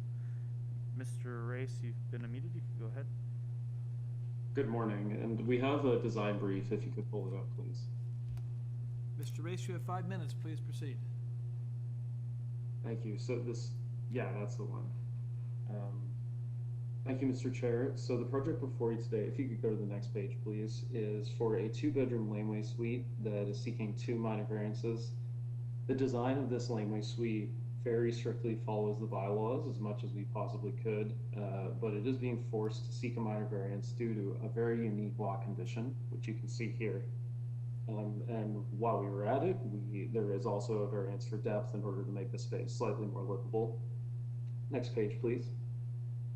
So the current condition of the laneway, we have designed the home to maintain the parking spaces. You can see here, and there is a small garage visible in the lower image that will be replaced. This occupies the majority of the footprint for the proposed design. Next page, please.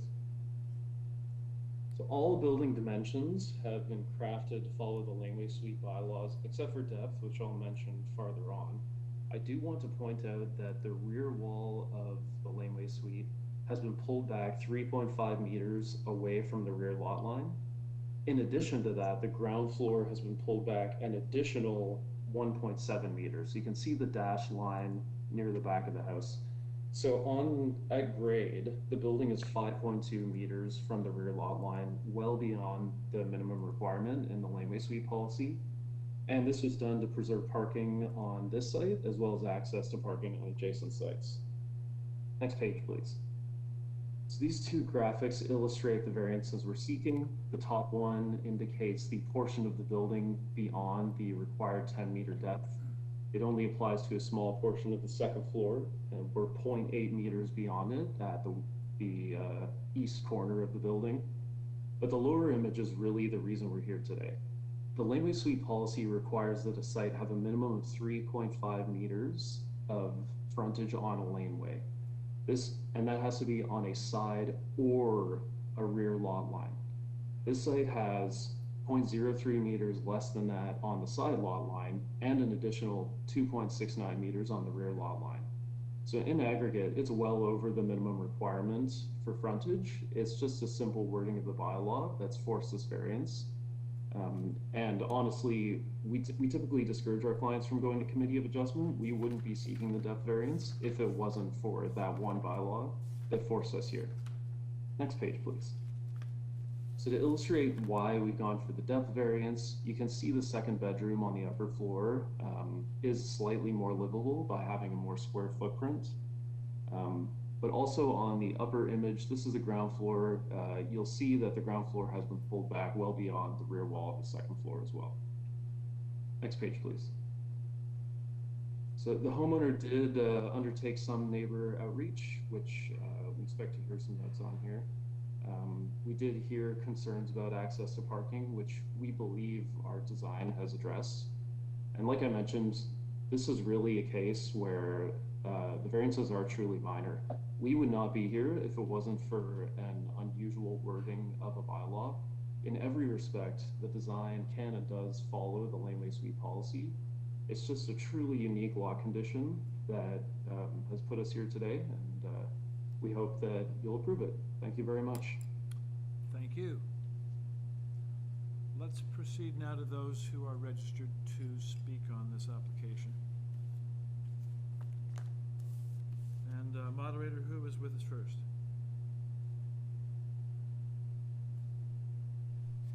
Mr. Chair, we had George Popper, but he seems to have left. So the next registered speaker is Tony Tremaine, and I'll try to get George back. Tony, you've been unmuted. You can go ahead. Good morning, Chair and committee members. My name is Tony Tremaine. I am power of attorney over Margot Woods, who lives at 11 Ozark. This is the property immediate to the west, and there's a laneway less than a meter between 9 and 11. There's a Manitoba maple at the rear of 11 Ozark, consistent with the developer's survey. However, the drip edge of this tree is greater than the NPD, as can be seen by the photos that I've submitted and the Google satellite map. Given that the branches extend into the property at 9 Ozark and over the current garage, it is fair to assume that the tree roots also extend under that garage as well, and therefore would be impacted by any excavation for development.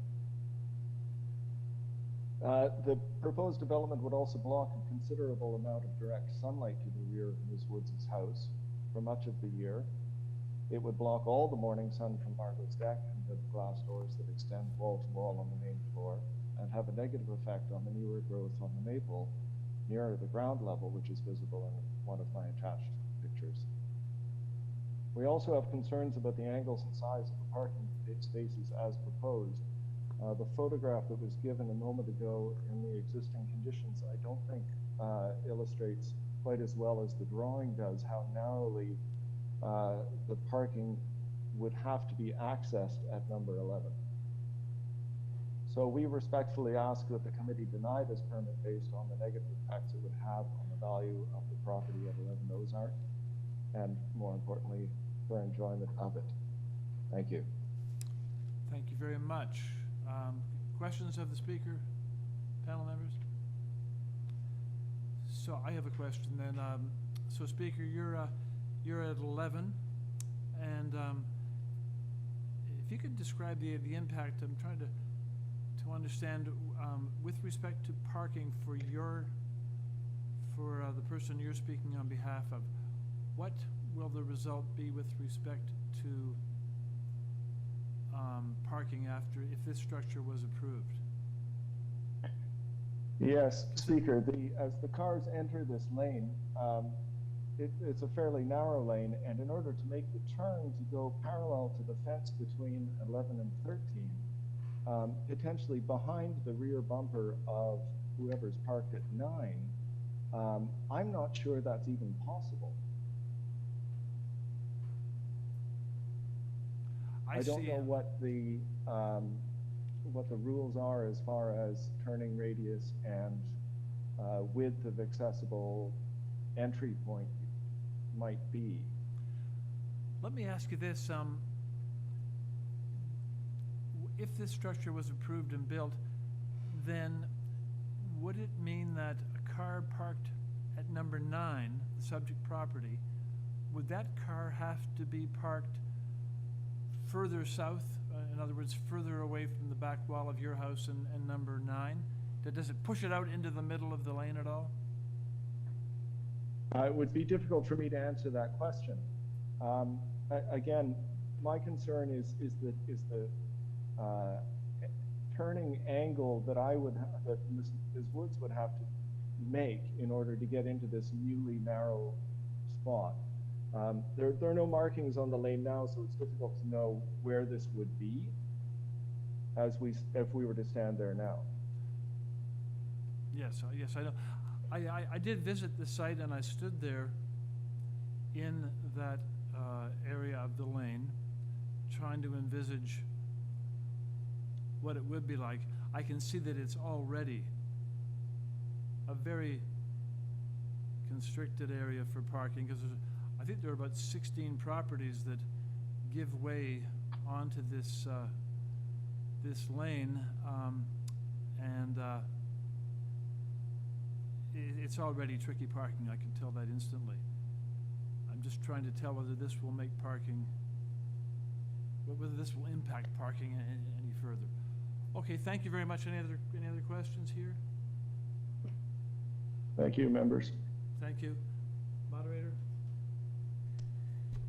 Mr. Chair, we've tried calling George Popper and emailing him, but it doesn't seem that there's an answer. But the next speaker is John Lemire.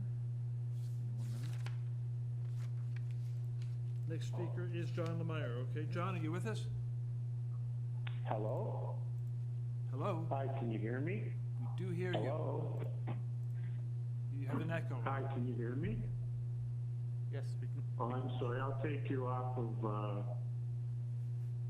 my speaker. Okay. We can hear you, John. Yeah. Okay, John. Can you hear? Hi, can you hear me? We do hear you. State your name, and you have 5 minutes to address the panel.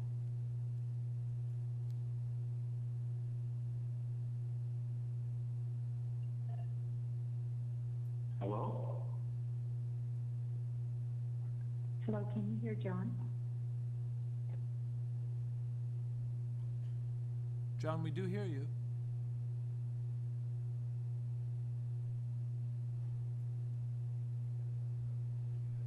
John, can you hear us? Hello? Can you hear John? Yes, we can hear. Can you hear us? Okay. Hi, my name's John Lemire, and I'm the owner of two properties at 12 and Dartford Road, which are located across the laneway at the west end of where the laneway dead ends. I'm objecting to this application. I do think laneway houses are a good initiative for the city to add density where it's appropriate and to provide an alternative for low density housing versus high rising, provided it's in the right setting, the right lot, the right laneway, the right neighborhood, the right community. I think that, you know, the subject proposal is on a property where there's an existing single-family dwelling that is a modest good home. It is an irregularly shaped lot, and which was acknowledged by the applicant. It's also a very irregularly configured laneway. And I know the applicant acknowledges it needs variances to proceed due to these irregularities. In my opinion, I feel that the variances really aren't minor despite the positioning by the applicant. I think that the length of the building is excessive, and as a result of the irregular lot configuration and the resulting building configuration, the massing is going to be quite impactful for the neighbors and the community. And I see that from prior written submissions by other neighbors, many feel the same way, other than one neighbor who's actually a landlocked property on Cambridge Avenue without any frontage on the laneway, so they're probably not really impacted at all. The other matter is in regards to the laneway frontage. Again, it doesn't meet the test. And I guess when I step back and look at this, you look at numbers and they appear to be minor variances, but from my perspective, when I just look at the intents of variances and bylaws and the city's official plan, the neighborhood really was laid out to be a low density neighborhood by and large. There are some high-rise developments that are legacies, I don't know, from the 50s, 60s.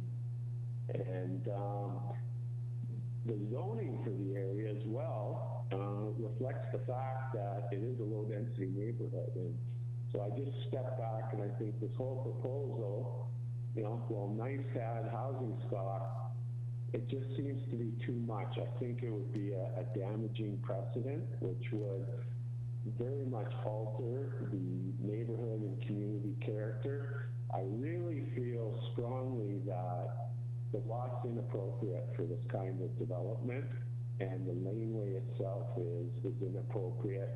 In that regard, I kind of do see considerations about fire and rescue access. On myself, like I said, I own two properties on Dartford. I drive a pickup truck to go over and do maintenance weekly.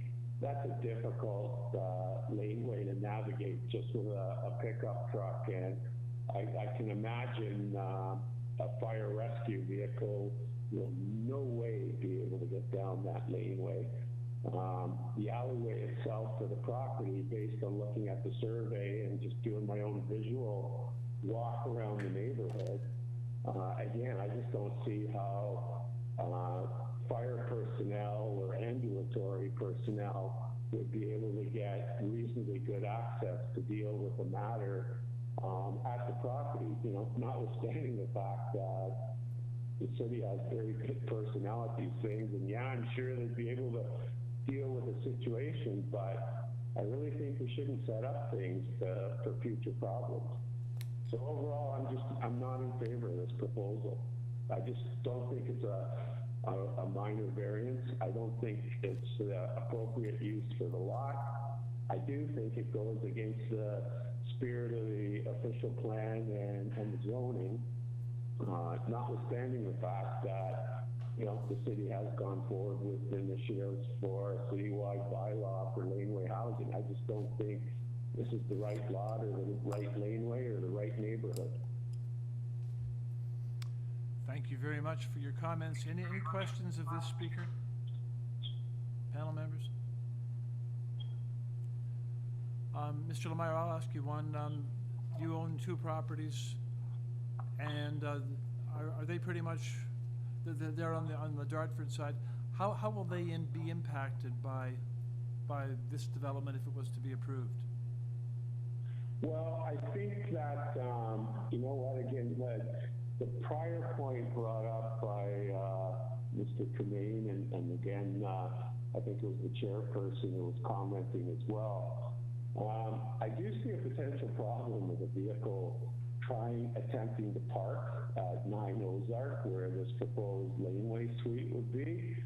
You know, I could see my tenants having difficulty getting access to the rear parking lot behind my 2 properties where they each have an assigned space.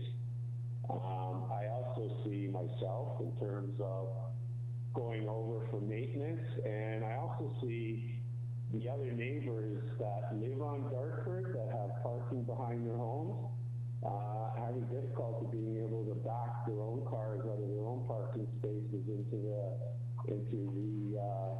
the laneway, as well as whoever ends up being resident at 9 Ozark. The other thing I have concerns about is there are frequently a lot of illegal parkers in that laneway who trespass on people's property. And in the past, it's impossible to get a tow truck down the laneway to have vehicles removed.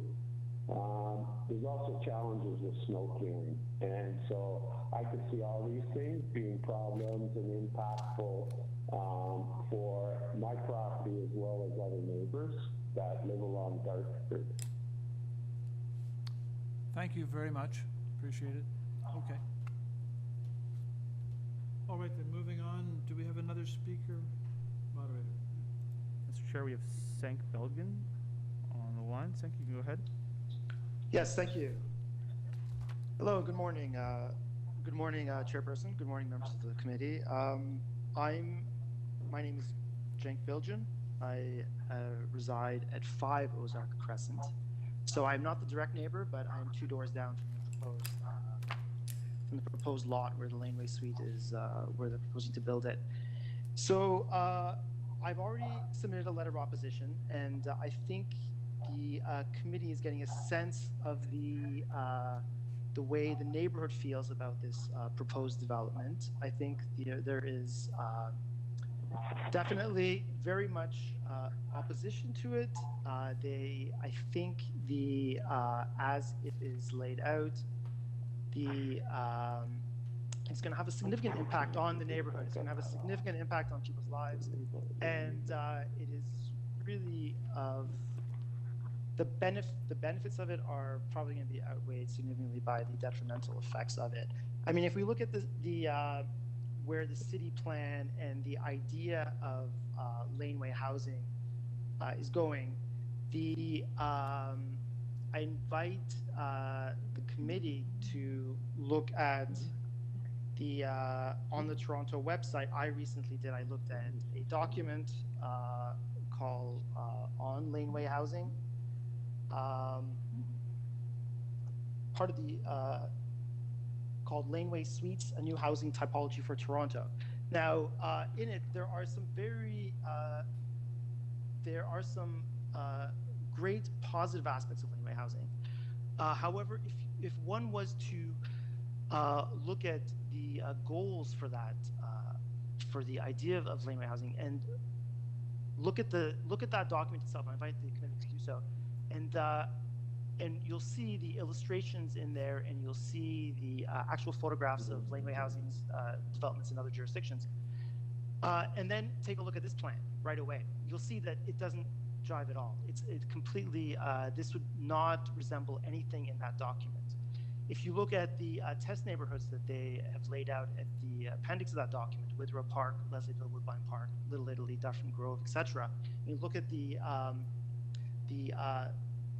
sort of bird's eye view of those neighborhoods, and then you look at the bird's eye view of this neighborhood, it doesn't resemble it at all. Those are all evenly spaced, regular, and most importantly, those laneways often have access, an alternate access if one is blocked. This has no alternate access. This is a dead end. Dead end doesn't necessarily mean it's, you know, that's not necessarily,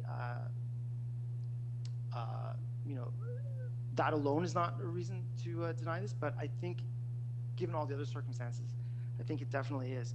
So what we're looking at here is I live at 5 Ozark.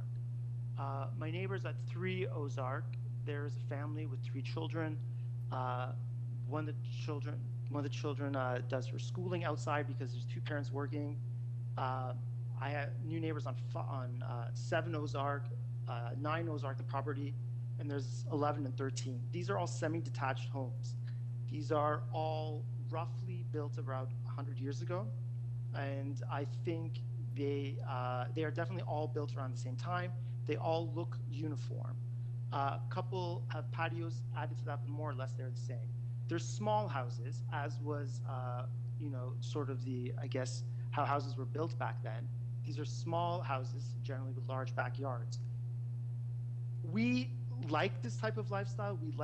We have made the decision to purchase this property for the backyard, and we've accepted that the house itself is small. What's great about this is it's actually made the home quite affordable.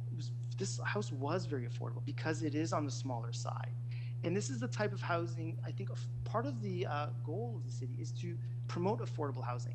By building and constructing this laneway, this is going to turn this street into a neighborhood where people would, you know, buy affordable small houses into one where it's going to attract more developers and investors. It will and we already have a lot of properties. Developers and investors can buy condos. They can buy all other properties that have laneway suites in much larger houses with larger lots. Now, now getting back to, so that's the on the sort of the intent of the official plan and how it affects that. I'll ask you to make your now, final. in terms of zoning bylaws. Mr. Bill, I'll ask you to make your final comment now, please. Oh, just on the zoning bylaws, I think what the applicant said is completely false. It does not abide by the zoning bylaws. I think they'll be saving a lot of time because they're never going to get the building permit. The access between the 2 houses is, for the 3 reasons I stated, it's, according to the survey, varies from 78 centimeters to 79 centimeters, or from 76 centimeters to 79 centimeters, I believe. And it is not wide enough, even under the very low threshold of 90 centimeters required. Okay, your time is up. Also, your time is up. For also the legal issue of the easement. That's also one more thing that they should have added in the application. Thank you very much for allowing me some extra minutes. Thanks for your comments. Any questions for this speaker panel members? I'll ask you one then. So, I mean, is this question of impact, you know, day to day, where this unit to be approved, how do you think it would impact you and your family's enjoyment of your house day to day going forward? There's generally only the north side and the south side. Because the houses are so close together, there are windows on the east and west sides, but there are basically just look straight into another building. The amount of light coming in would be significantly less. The time that we spend outside, and I mean, generally just cast like, if you look at the original, if you look at the site plan, you'll see that the proposed building is going to be about roughly the same size as the main building. The ancillary building is about the same size as the main building. It's 6 meters high. It's actually wider than the main building. And it is going to produce, especially on the immediate neighbors, but even for me, it's going to create a definitely significantly less light, significantly less direct light, and even the light that, the indirect light that bounces off everything else that contributes to the feeling of lightness is going to be significantly diminished at all times. There is, in the worst possible way it can affect us, is again in an emergency type situation. I mean, there really is, I don't see, it's going to be very difficult if there was, whenever there's a need for emergency type action to be taken, direct access to their, both by the laneway. I mean, the laneway is probably the easier way to go, but even that is, you've heard submissions on that, even that's difficult. Thank you very much. That would be the worst possible scenario of impact. Thank you for your comments. We appreciate your joining us today. Thank you. And moderator, do we have a final speaker? Mr. Chair, we have Peter Eaton on the line. Peter, you can go ahead. I beg your pardon, the name? Good morning. I'm Peter Peter Eaton. Eaton here with my partner, Catherine Keystone. We're the owners of and reside at 7 Ozark Crescent, the other half of the semi-detached with 9 Ozark. Very good. Over the last 6 weeks, we've reached out to Mr. Ewan on a number of occasions, beginning just days after his initial canvassing visit to the neighborhood at the end of April. We've expressed the concerns we shared with the committee in our written submission, going so far as to speak with his architects in hope of finding solutions. We proposed compromises to Mr. Ewan and his team, which we felt could allow us to remove our objections to their requests for variances.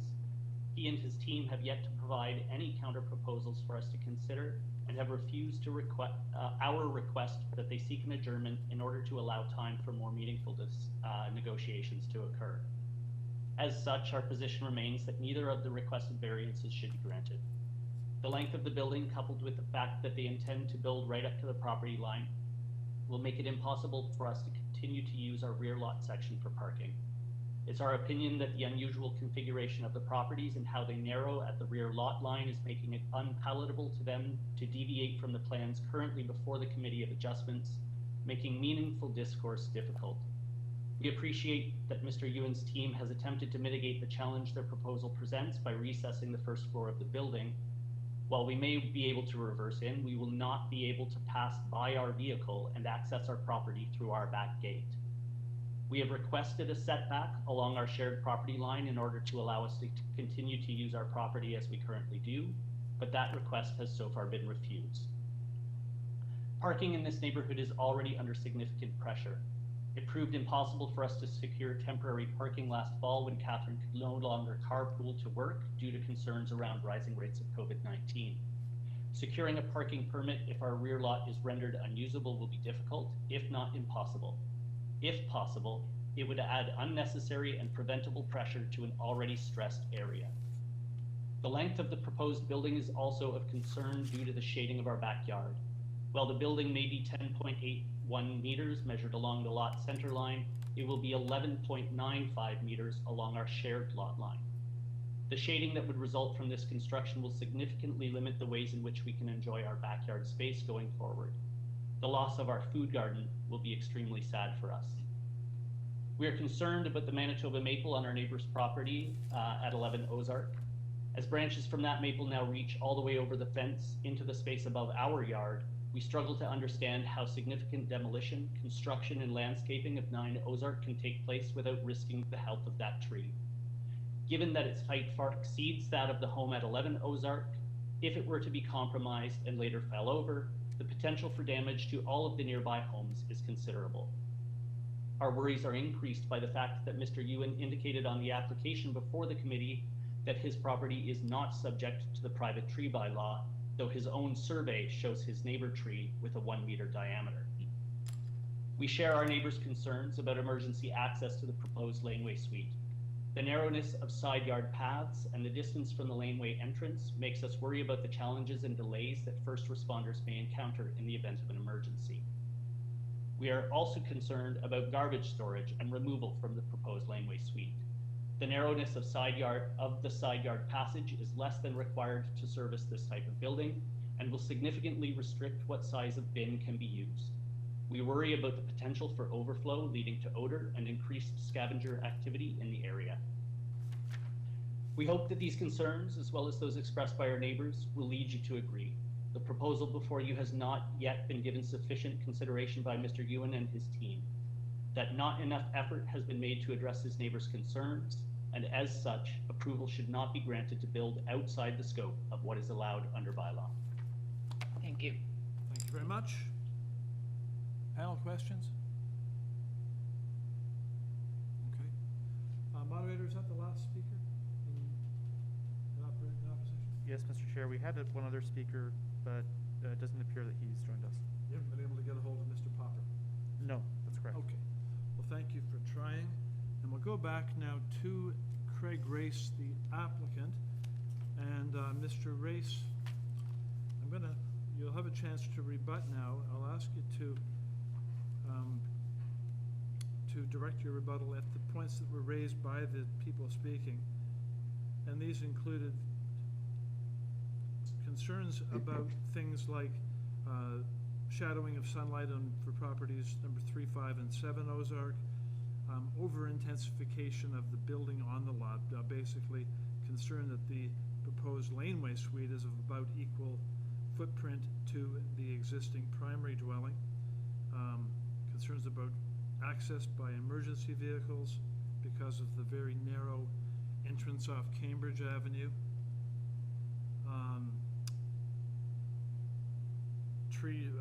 damage to tree was a concern, damage to trees in the area, and concern that your laneway configuration, this laneway configuration is simply not appropriate and not what the city had in mind when it was setting up the guidelines for laneway suites.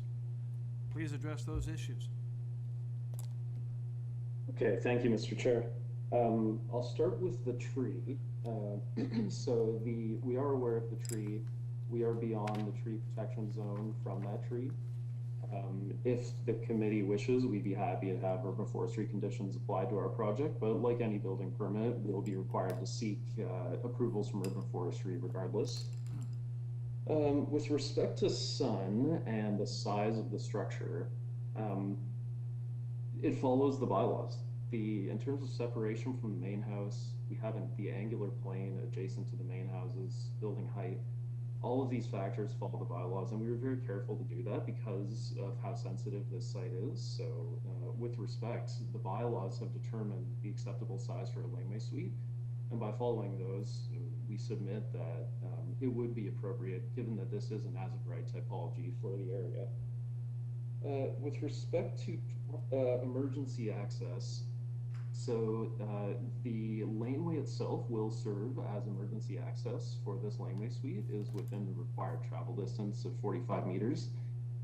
There is already a right-of-way easement registered between the two houses that could also be used for this if we preferred. So this site is actually double served for emergency services and is well beyond the minimum requirements for a typical laneway suite. With respect to parking, if it's possible to pull up our context map, I think that shows it well. The laneway adjacent to this property is 9 meters wide. So in terms of being able to turn a vehicle around and having access, this is possibly the widest laneway I've ever worked on so far of the 50 projects I've done. But in addition to that, we've stepped back the ground floor to go even farther beyond that. So, we are aware of the sensitivities of parking and vehicle access, and the project has gone at the expense of interior floor area to greater extents to ensure vehicle access is provided. The last point I'll touch on is someone mentioned that this is intended to be a low-rise neighborhood. Like the square on the left edge of this map, literally connected to this laneway, is a high-rise building. Across the street from Ozark is another high-rise building, and south of that one is another high-rise building. This is a less than 5-minute walk to the Danforth subway line at Broadview. This is the exact opposite of a low-rise neighborhood, but nonetheless, this is an as-of-right housing typology designed to go behind detached and semi-detached homes that we're proposing. This typology isn't only being embraced by the city, but it's actively being expanded upon by the Expanding Housing Options Initiative. In spite of all that, if we focus on the facts here, if the side lot line had an extra 0.03 meters of frontage on the laneway, that's less than 2 inches, we wouldn't even be here today. That's where the minor variances are focused. They're at the back of this proposal, not at the front, not adjacent to any other houses. And more importantly, the design of this laneway suite goes well beyond the laneway bylaw requirements to create extra space for the neighbors so that they have vehicle access, as well as for the owner of this house as well. So we believe that the variances are truly minor in nature, and when you look at the project in aggregate, it goes beyond the requirements of the bylaw and creates additional space in consideration of the neighborhood. Thank you very much. Happy to answer questions if there are any. Panel, questions for the applicant?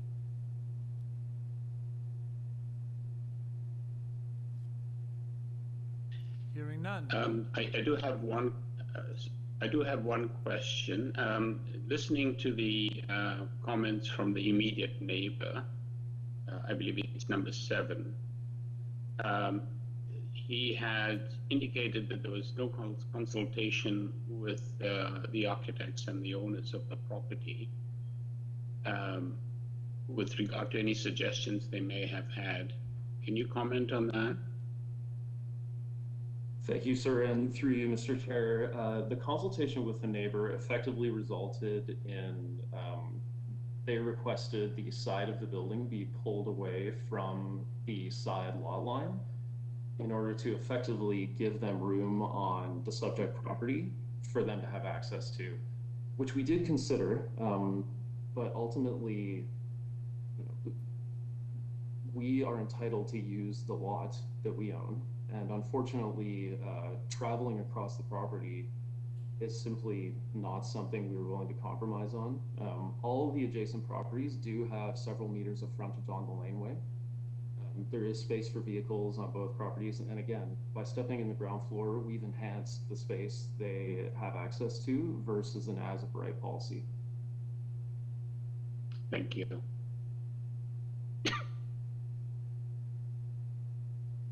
Other questions?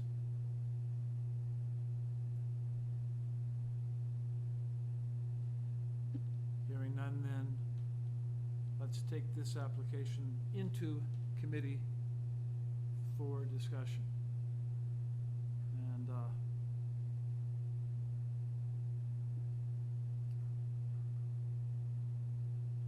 Chair, I'm happy to start. I'm sure my call will probably weigh in as well.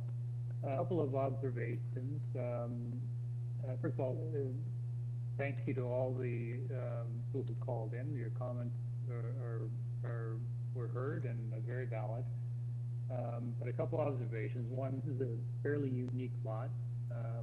It's odd shape, and I think what we're all finding is that any laneway suites, there are unique considerations, or if not all of them, certainly many of them.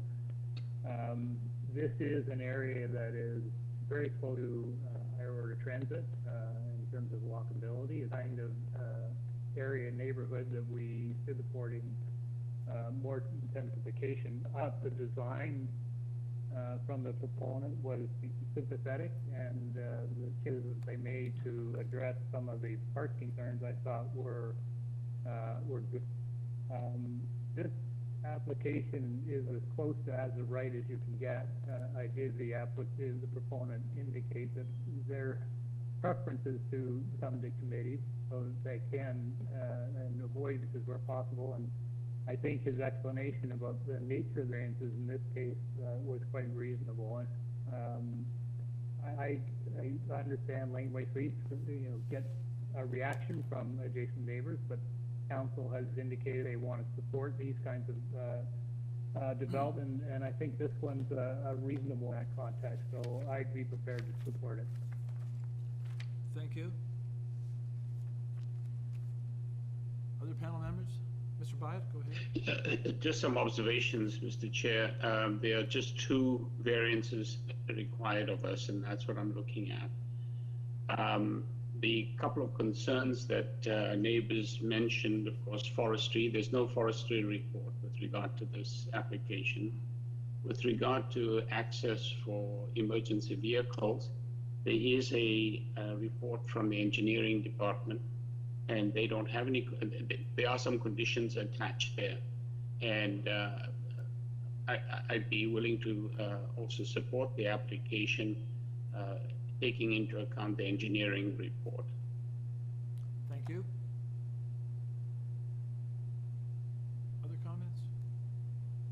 I would just add that, you know, I appreciate all the submissions from everyone we heard from today. Surprisingly, one would have thought, you know, with the tightness of these lots, that there would have had to have been a variance for separation distance between the main house and this house, or the laneway suite, to allow a laneway suite here. And the fact is that that's not necessary.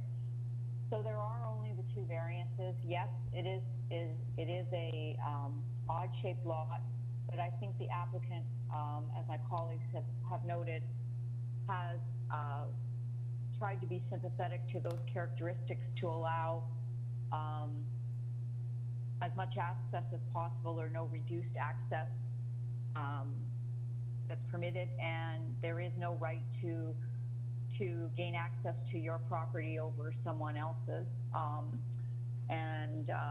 I believe this does support the laneway policies of the City of Toronto, and I would be in support of the application as well. Thank you. Mr. Chang, comment? Yeah, Aaron, Mr. Chang, yes? Yeah. Any comments? I'm in support of the application too. I see that the biggest argument is focusing on the parking, turning radius. But if you think of that new build at the back, the secondary suite, it's all within the property line. So I don't think there's any problem of someone to own that property and build a fence or build a secondary suite that is required or approved. You know, it wouldn't affect the turning radius. And I also don't see any comments from the engineering department from the city, and based on my experience, this laneway is too small for any 5-person to go in anyway. So they tend to come on the street front. So I don't see any problem in terms of fire safety as well. So I'm in support of the application. Thank you very much. I'll add my comments. I can't support this application, and that conclusion came to me in actually visiting the site and standing there in this very unusual, constrained area that is accessible only by a narrow lane. And the things that struck me about it were that the intensification of that particular lot, even though it isn't triggering variances, it struck me as not desirable. Just looking at it, the feel of it was not desirable. I was concerned with respect to the two actual variances proposed. I believe that the language is very deliberate. It isn't, the city isn't intending, the language there that requires abutting a lane for the 3.5 meter distance is deliberate, and this application is deficient in that regard. And then the fact that the proposal is for an additional 0.81 meters, that matters in this particular context because of the confined area and the specific configuration of the lots. So the two variances, I believe, are not minor, not desirable, and it struck me as, you know, I thought of this, the typical instance for laneway suites, which I like, but you think about rectangular blocks with long laneways and access from both ends, and in those situations, they work. This situation is so different that it simply struck me as not desirable and not minor. So with that, I'll ask for a motion, please, on the application. Well, at At risk of being unfair to the chair, I will move a motion to approve this application, subject to the conditions laid out in the engineering report. Is there a second to that motion? Mr. Bayat seconds. So it is moved and seconded to approve, subject to engineering. All those in favor, show of hands, please. And those opposed? Mullock. And with that, the motion is carried, the application is approved, subject to engineering, and panel moves along to item number 10. Now, at this stage, we're going to take, yes, at this stage, I'm going to recess for a 10-minute break, and we will resume at 10 minutes past 12. 10-minute recess. Thank you. Yes, and Mr. Chair, the next item is item number 9. Thank you very much for the correction. You're correct. It is.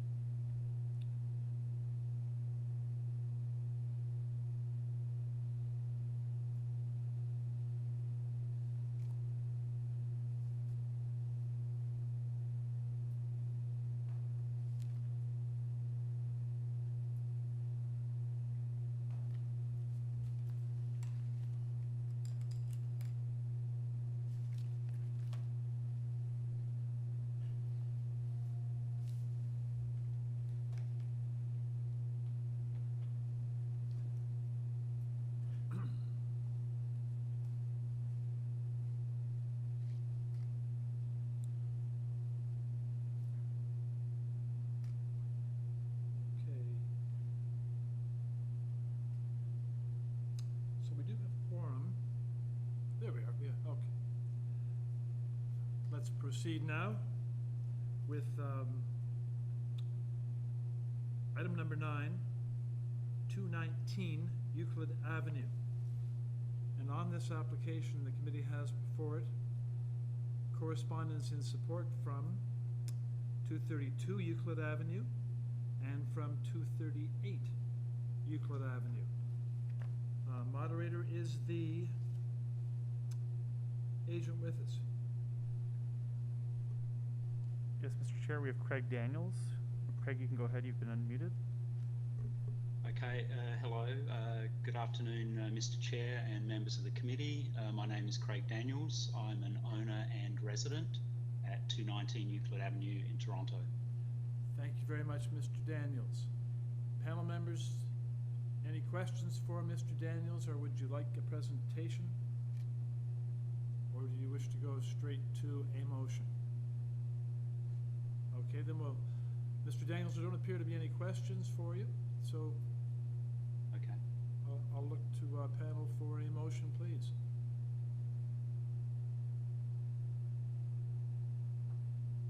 Chair, I think this is indeed a minor variance. They're basically rebuilding what is there. I think what's being requested is indeed minor. It's not out of character, and I'm pretty prepared to bring a motion. If my colleagues have no further questions, I would move a motion to approve the application, no conditions.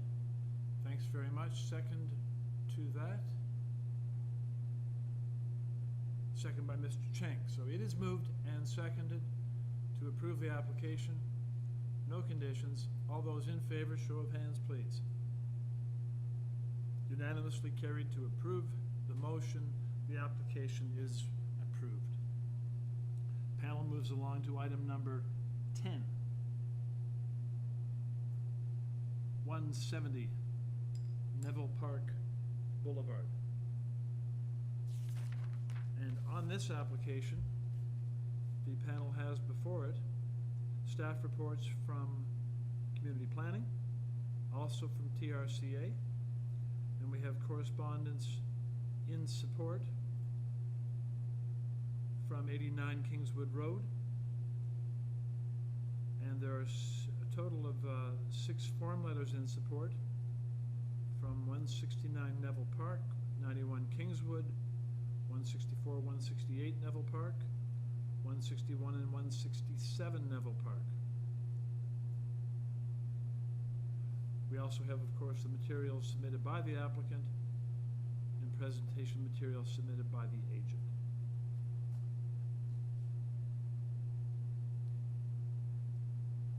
Okay. Moderator, do we have the agent with us? Yes, Mr. Chair, we have Craig Race on the line. Craig, you can go ahead. Hello. Good morning again. Please state your name once again. Craig Race, applicant and architect for the project. Thank you very much. Panel members, would you like to hear a presentation? Do you have any questions for the applicant? No?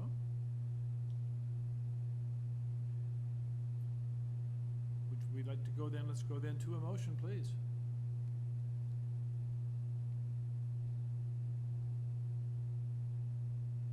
Chair, I don't know whether the applicant had anything that he wanted to add before we go to a motion, or? Well, we can see. Is there anything you wish to say to the panel on your application, Mr. Race? I'd be happy to give a full presentation if you'd like. The highlights, I would say, are that the additional area we've attempted to disguise behind the existing facade of the home in an effort to maintain the more traditional look of the property. We've also worked very closely with the Conservation Authority and Urban Forestry to ensure the ravine will not be impacted by the proposal, nor will any trees on the site, all of which are being maintained. There's a prevalent character for 3-story homes on the street, many of which I personally think present a very tall facade on the street, something we intentionally tried to avoid here.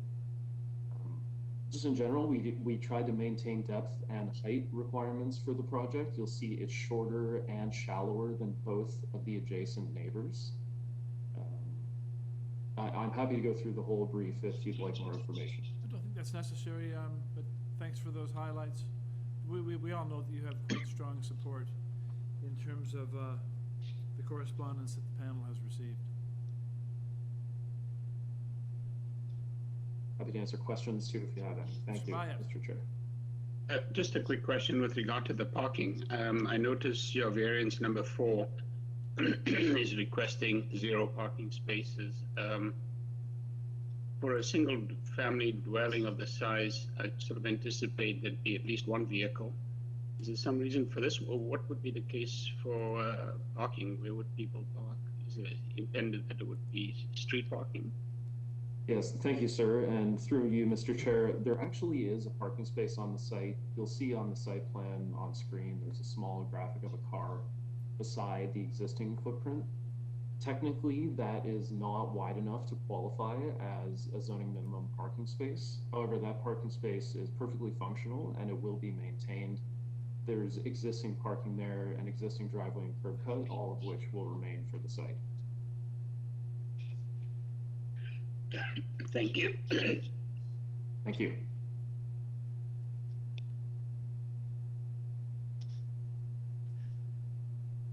Chair, I'm happy to bring a motion if everyone else is comfortable with that.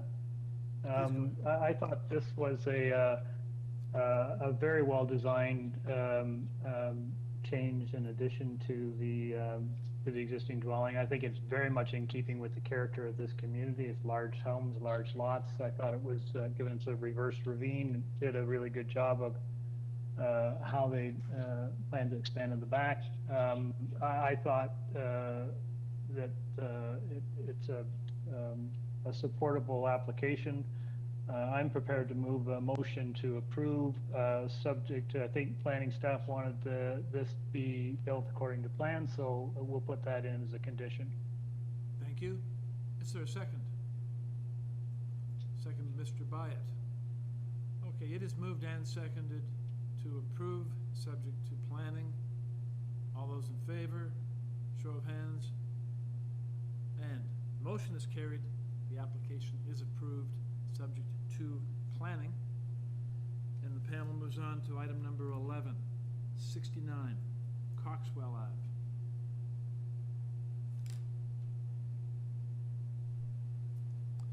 And on this application, the panel is dealing with materials submitted by the applicant.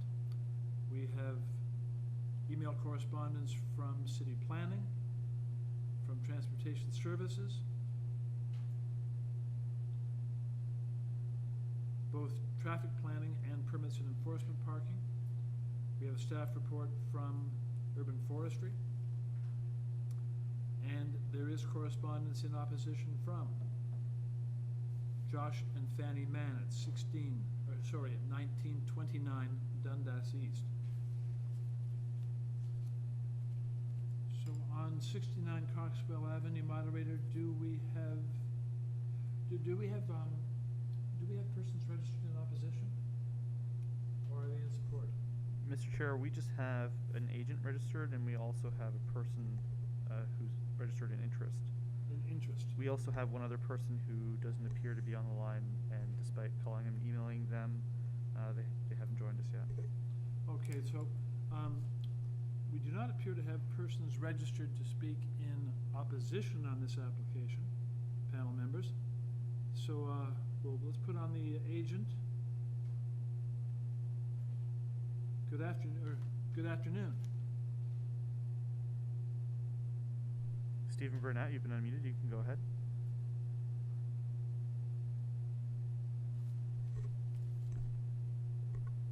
Stephen, you've been unmuted. You could go ahead. I'm not sure if you can hear us, Stephen, but maybe your audio isn't working. I'm going to try giving you a call at the phone number that you provided to us. Just 1 minute.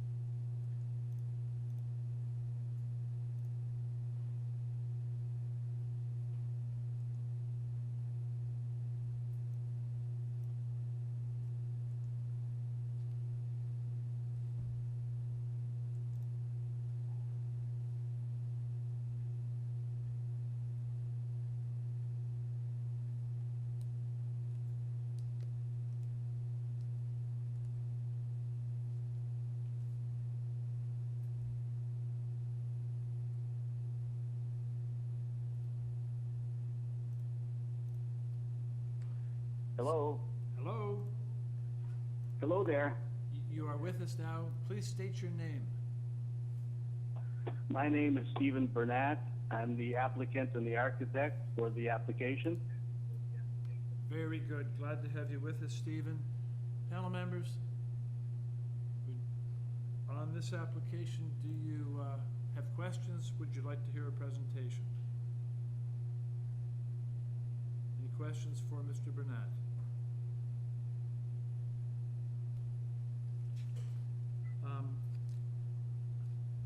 I'll put one then on behalf of a person who wrote a letter in, and their concern, if you could address this concern, their concern was with respect to depth. This was the letter we received from 1929 Dundas Street, concerned about variance number 5 and the depth being such that it will negatively impact their views and enjoyment of their property. Could you comment on that, please?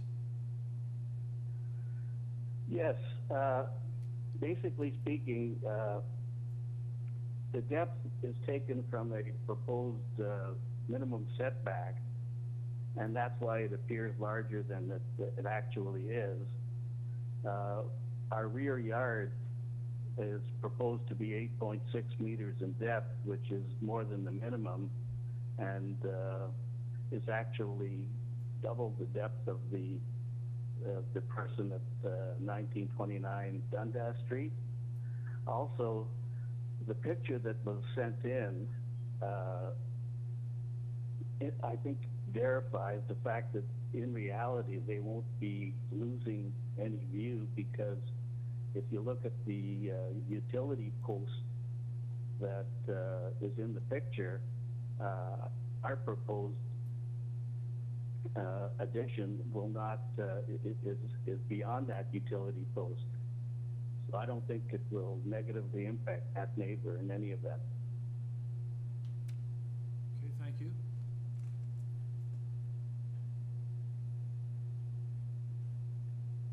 Panel, any other questions?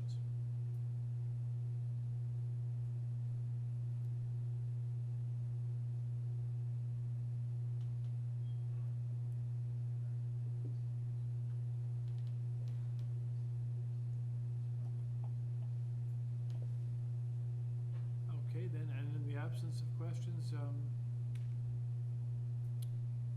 anyone have a motion to bring forward? Mr. Chair, there's a speaker registered. Pardon me. Pardon me. I apologize. There are registered speakers whom we think are speaking in interest rather than opposition, but let's go to the registered speakers. Okay, panel. Hello? We're just going to back up a little bit and let's go to the first registered speaker, please. Brent Bland, Hi, you're my name is unmuted. You can go ahead. Brent Bland. Hi, how is everybody? We're doing well, Brent. Sorry about that. I didn't mean to not recognize you. We're glad that you've joined us. What do you wish to say? That's great. Been having a few connections.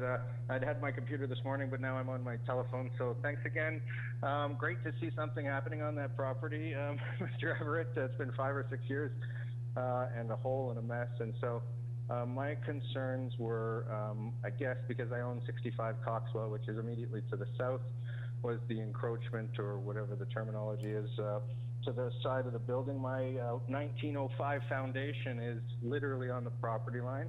I just wanted to make sure that I could have a company monitor the shoring, or I'm not sure what the plan was to make sure the integrity of my foundation was okay.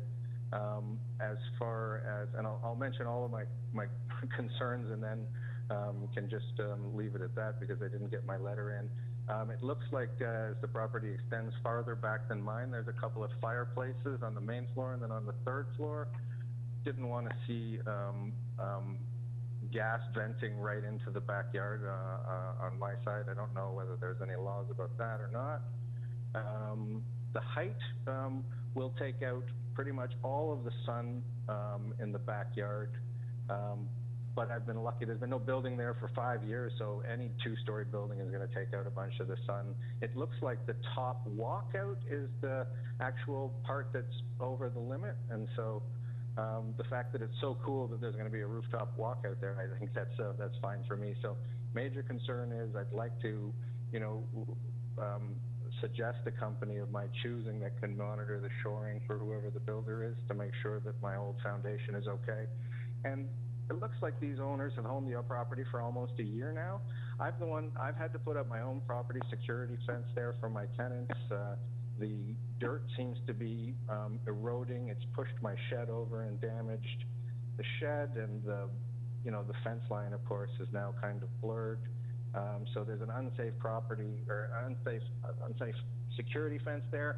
I'm just trying to rent out the property again, and so it's a little bit of trouble because it'll look at the back.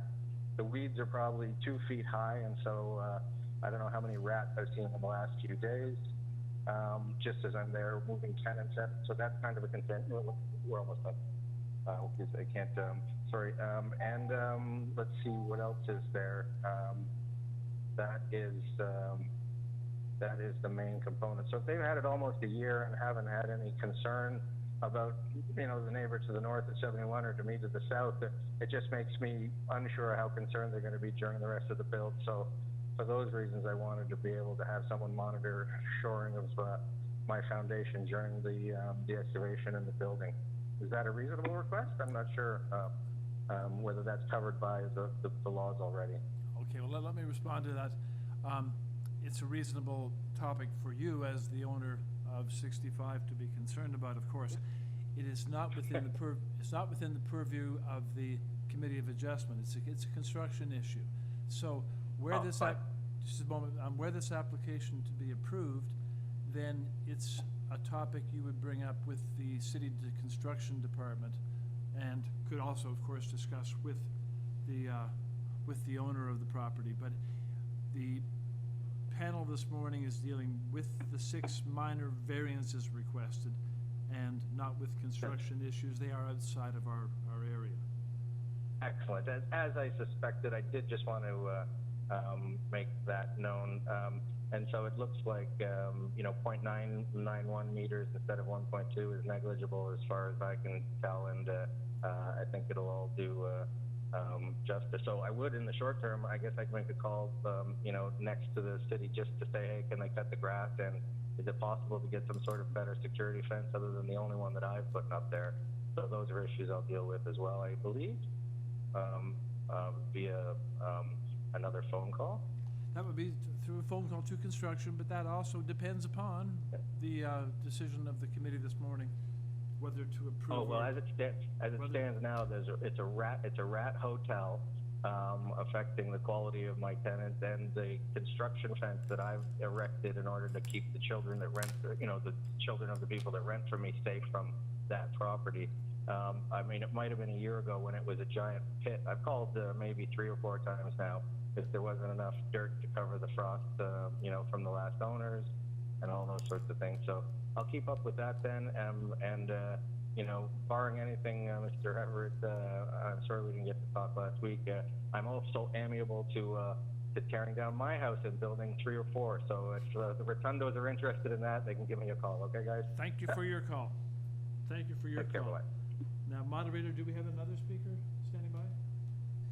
Mr. Chair, we had somebody else registered, but it doesn't seem that they've answered our phone call or our email. You've tried to connect with them and they're not responding. Okay, let's go back then to the applicant. And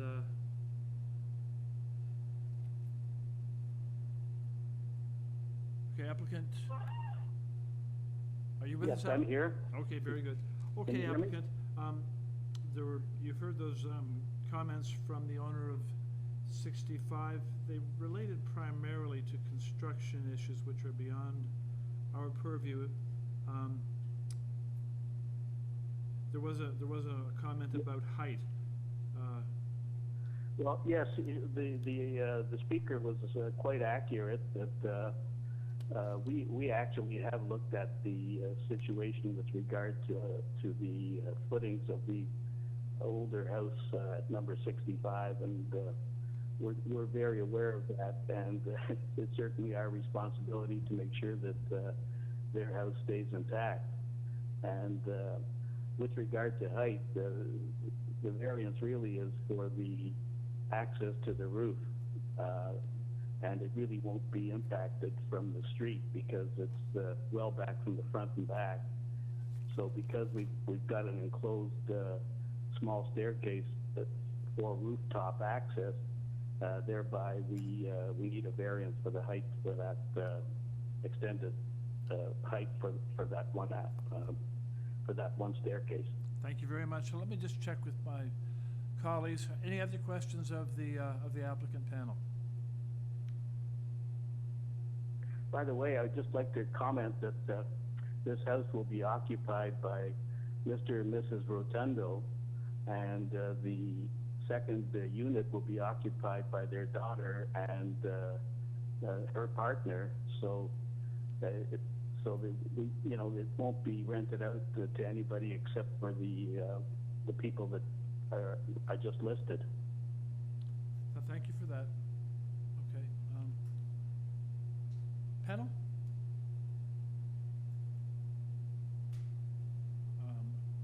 Panel members, are we ready for a motion? Mr. Chair, yes, I have looked through the variances, and I think I'm quite satisfied that they're all minor in nature. and it would be a substantial improvement, as the neighbor himself has indicated.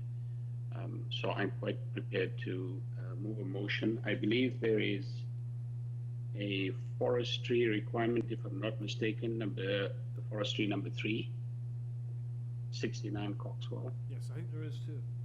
Yep. Yeah. Okay. So subject to forestry requirement number 3, I would like to propose that we accept the application as it stands. Thank you very much. Is there a second? Seconded by Ms. Hayes. So moved and seconded to approve, subject to forestry. All those in favor? And the motion is carried unanimously, subject to forestry, and the application is approved. We move along to item number 12. 32, Babby Point Crescent.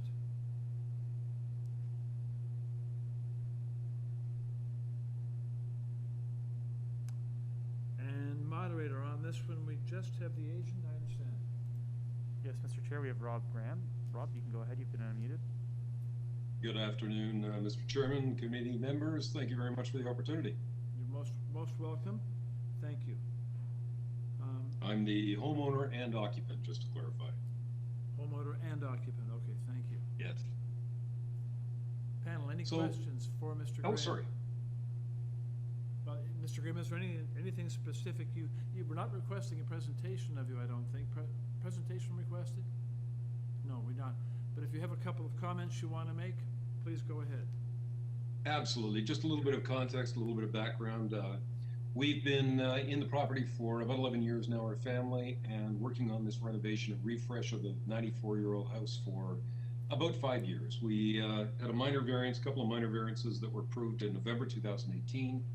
And during construction, we realized that our design of the second-story walls was inadequate. We applied for a revision of the building permit, and during that process had to allocate the 4th bedroom up on the 3rd floor to attic space to fall within the approved FSI. This is during the pandemic. So what we're doing now is or asking for permission to reallocate that back to the 4th bedroom that it was prior to the renovation, and goes from an approved 53% back in November 2018 to the new level is 55.4%, adding 172 square feet. Just for context. Well, that's valuable to you. And just one question for you. So you're really just changing the use of the interior space. The actual roof, does the roof exterior shape change at all? No change at all, sir. Very good. So from the street, no change? No change. Thank you. Okay, then panel. I'll look to panel members for a motion, please. Mr. Chair, I'd like to move approval of this application as it's absolutely minimal. It's really a change of existing use to previous use.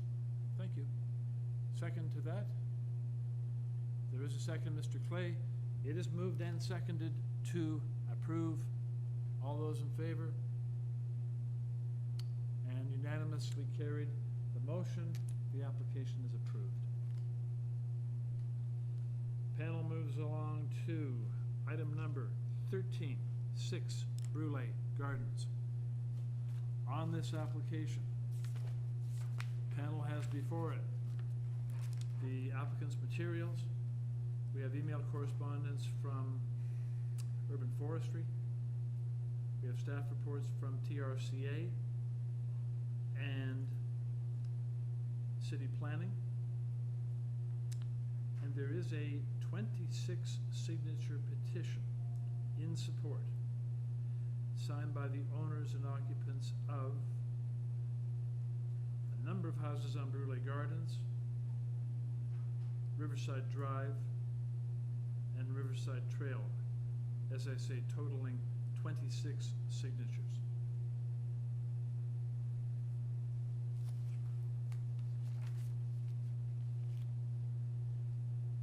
And moderator, do we have the applicant? Mr. Chair, we have Antonella Wild Antonella, you can go Hello. ahead. You've been unmuted. Hello? Hi, how are you? Hello? Good afternoon. Good afternoon. Would you like a presentation or? Let me ask my colleagues. Colleagues, would we like a presentation here? No? Any questions for Antonella?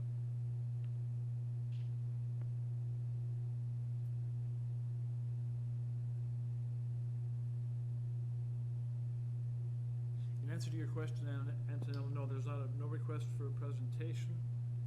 Panel are just seeing if they have any questions of you.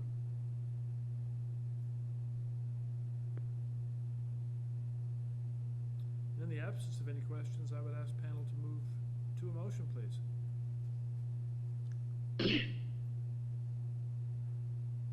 Chair, I'll start. I'm happy to move a motion. I thought this was this is a large lot in an area that has large lots and large homes. I thought that the proposal was in keeping with the neighborhood. It has architecturally, I think it fits very well. I think the variances that are before us are actually quite minor in total. They've gone through and TRCA is okay given top of slope issues. So I think it's a fairly straightforward application. I'm happy to move approval, and I don't believe there are any conditions. And by the way, just congratulations to the applicant to get that kind of support. That's good to see that you've gone out and gotten all that kind of, had discussions with your neighbors and gotten that kind of support. Mr. Chair, just the, I think there's a heritage condition. that's it. Yes, thank you very much. I did have it noted on my notes. I've missed it. Yes, there is a heritage condition. Okay, there's a motion subject to heritage. Is there a second to that motion? Second, Ms. Hayes. So it is moved and seconded to approve the application subject to heritage. Those in favor, show of hands. Unanimous, okay. Motion carried unanimously and the application is approved subject to heritage. Panel moves forward to item number 14, 81 Peterborough Avenue. On this application, the panel has before it the materials submitted by the applicant. There's a commenting report from Urban Forestry Tree Protection.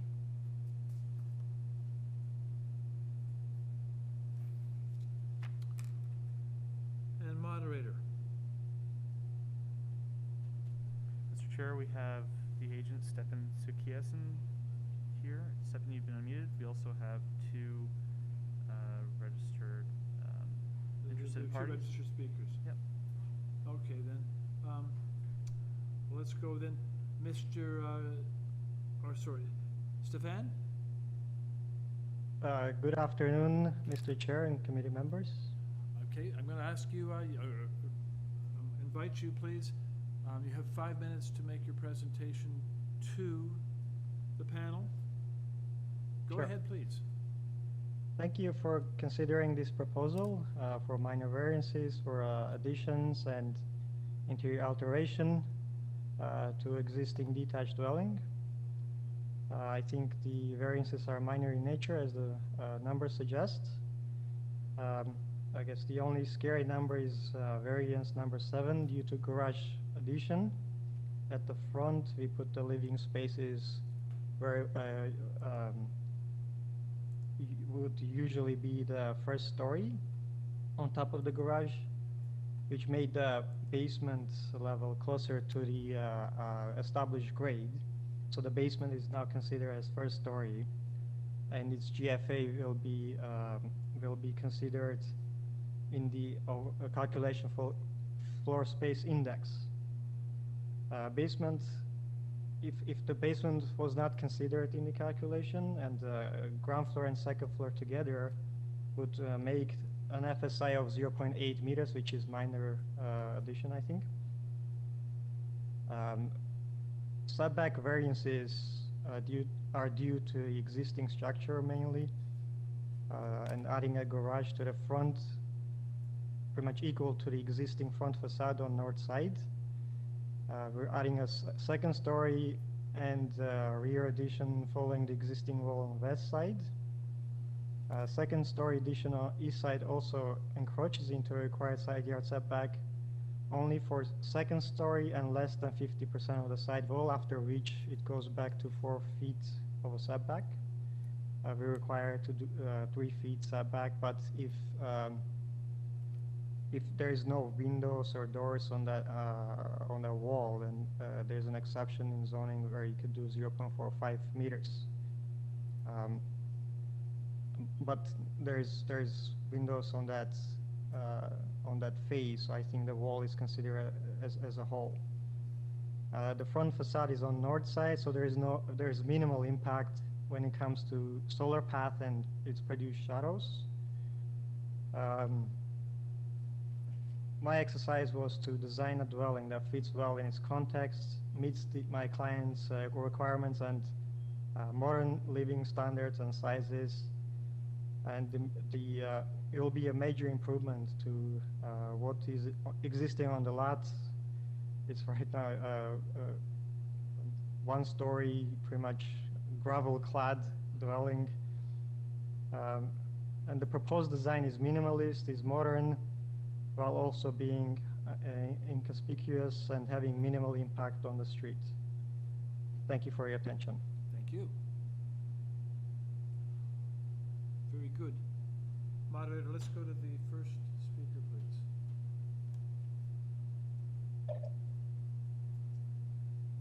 Hello, can you hear me? We do hear you. Please state your name. Hi. My name is Piali Chakraborty. I am the owner of 79 Peterborough Avenue, which is to the east side of this house of 81 Peterborough. Yes. Just like to start the conversation with, we were not actually approached by our neighbors with the design and anticipated that there was going to be obviously major changes, and we're hoping to have been approached and consulted about some of those changes and how that would affect our access to that shared lot line, which is like on our west side, their east side.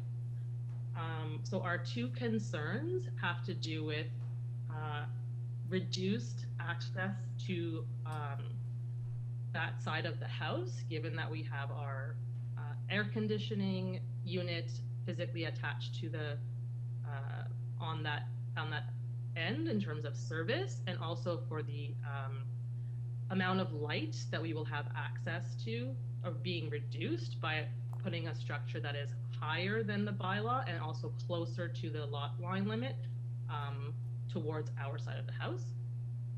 So so those are specifically the bylaw, I think, number 3, where it's asking the height of the exterior wall on the lot line to be extended by 2 meters of what the existing bylaw is, as well as the ultra detached dwelling being located 0.45 meters from the eastern lot line. So that there is like a minimum requirement of access for us to be able to, if there's any kind of maintenance that needs to be done on that side, given that it's not possible to put those items on the other side of the house.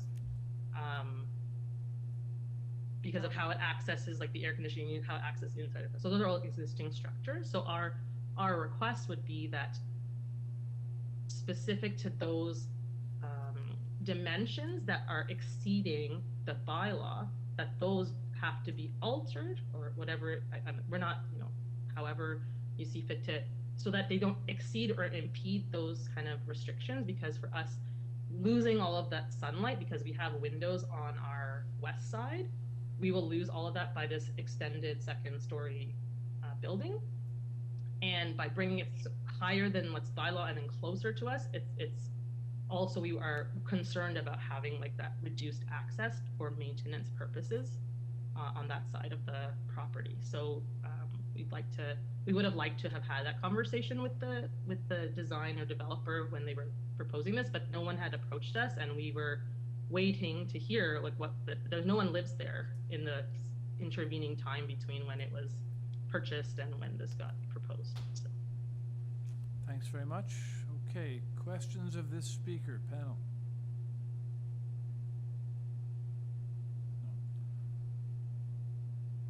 All right, speaker, thank you very much.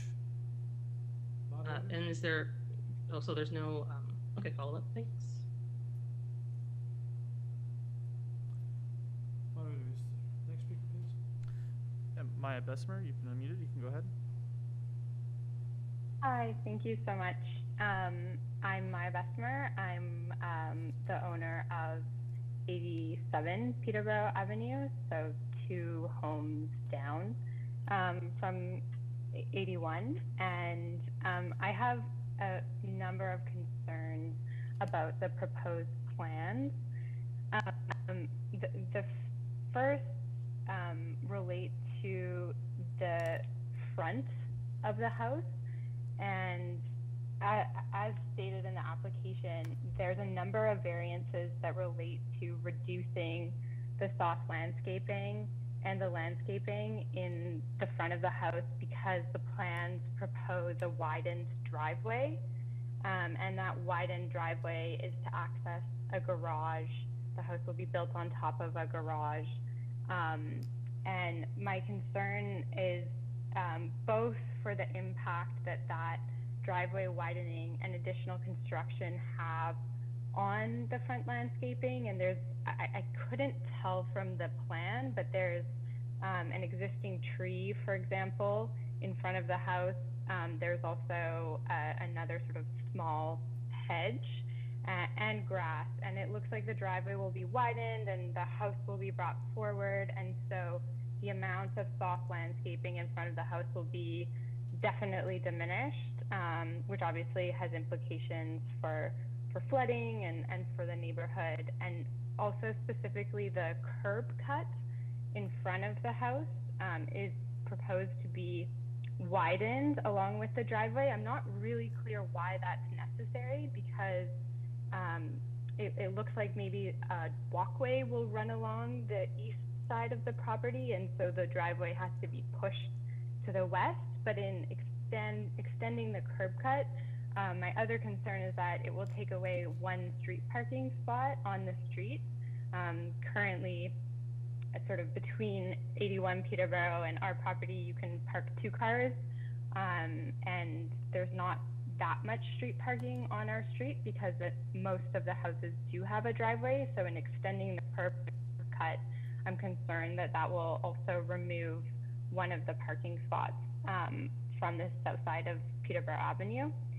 And then kind of related, but obviously the dwelling is quite a bit larger than the existing structure. I know it's proposed as sort of an extension and a number of minor variances, but it's clear that this is a new structure, and that structure is extending not only into the front and to the sides, as the previous commenter mentioned, but also to the back. And there's at least two trees in the back that it looks like will be removed. I think one of those is dead, but in taking that tree on the west side out, that will also obviously remove the greenery and the canopy from the neighborhood, and also the privacy that exists with 83 Peterborough, and because of the fencing towards our property, 87 Peterborough as well.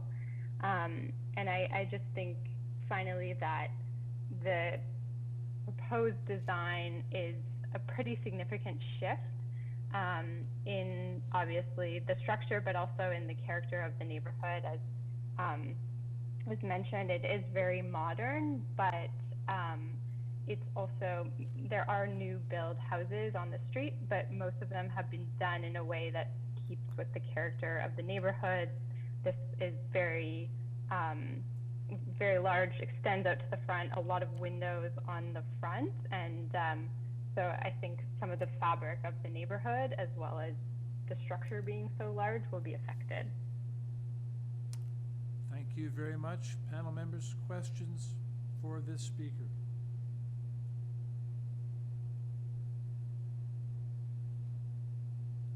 Okay, hearing none, we'll go back to the applicant for the applicant's opportunity to comment and rebut these concerns. So the concerns, applicant, that you are asked to address would be with respect to number 79, concern about the side yard setback leading to number 1, reduced sunlight to their house, and also possible restrictions on access to their air conditioning equipment. The height on that side also contributes to the sunlight concern. And there was a concern there that they would have appreciated a higher level of consultation. Then from 87, there's concern about potential loss of mature trees. There's a concern with respect to the design or your development not being in character with the street, and also that the curb cut will lead to loss of a parking space. Could you address those issues, please? Thank you, Mr. Chair. Definitely. I am very sorry we didn't have opportunity to speak with immediate neighbor. Just didn't have a chance to do that because of the pandemic. I can ensure that the access is not affected because we are maintaining the minimum setbacks on the ground floor, closer to the driveway and behind the, closer to the garage, and behind the garage it's even wider than we're supposed to do. Is 4 feet. So people can easily access this to maintain the air conditioning that's on the side, I guess. The sunlight I already addressed during the presentation that this addition on top of the garage will be on the north side. So since the sun goes east, south to west, the sunlight won't be affected from this. So there will be plenty of light from the south side. And we didn't go too much in the back. We pretty much try to be equal to the at the rear wall. We try to be equal to 79 Peterborough. The heights, we're not asking for a height overall, total height variance is just for the wall because of the design style of the house. Also, we are allowed to do 3 stories, and on the side there, as I mentioned, we can do 0.45 setback if there's no windows, and there's definitely no windows on that portion of the building. As for the other neighbor, for the landscaping, we can agree to do permeable pavers for the driveway. As I also mentioned, we are adding to where the existing structure is at the front, and the driveway size is almost what was there before. We're just pretty much moving it towards the west side, and we will try to follow the recommendations from the arborist when we apply for forestry in regards to the trees and landscaping. I think that I just solved the questions, right? There was a concern about the house being Modern. wasn't in character. There's modern style houses in the neighborhood. Definitely, I walked around there, and there's a number of modern houses, and there's a new house on this street as well that's pretty much has the same heights as this one, and same size of it too. It's a 99 Peterborough. Okay, thank you. Panel members, do you have any questions for the applicant? Mr. Bahat, go ahead. Just a quick question. I noticed in the site plan that the existing garage at the back of the property is to be removed. I'm going to assume that all of that will then be soft landscape, which currently is not. That's right. It'll be all soft landscaping, and will be more than 50% as required by bylaw. Thank you.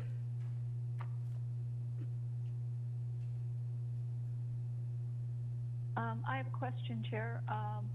Does the applicant know what the FSI is of the newer build at 99?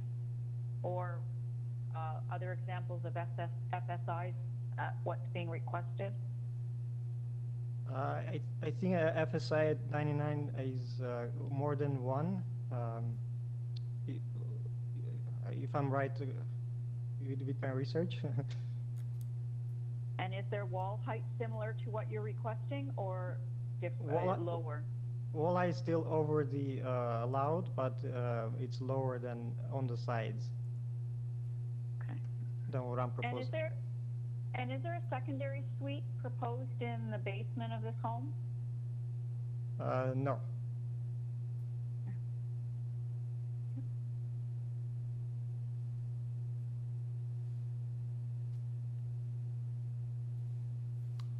Okay then, if there are no further questions for the applicant, let's take the application into committee and move toward a motion. Panel members, any comments on this application?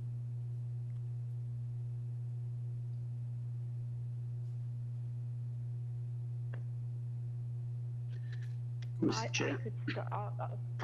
I'll start, I guess. Okay, we'll go Ms. Hayes first, followed by Mr. Byas. Okay, although certainly I acknowledge that what is being proposed certainly is different than the one story that's there. The new build at 99, is more of a modern construction as well. I don't think the depth variance is concerning. I think that the design with respect to the setback being wider at the ground floor and then the slight overhang for second has tried to be sympathetic to ensuring access between the two properties, and I believe that the variances cumulatively still represent an appropriate redevelopment of the property, and I would be in support of it. Thank you. I'd like to echo my colleagues' sentiments, and I'm just looking at 99 Peterborough, and it certainly is quite a substantial development. So it's not the requested application is not out of keeping in terms of the changes that are happening.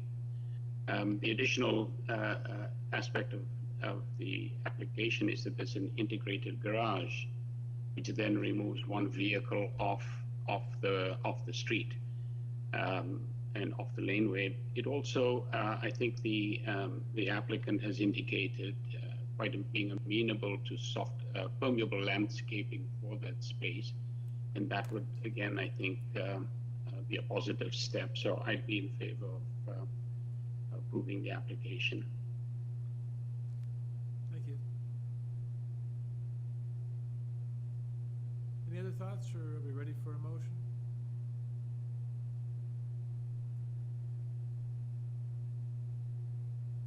I can move a motion. So here, are you suggesting a condition of permeable pavers? So I would agree with that condition.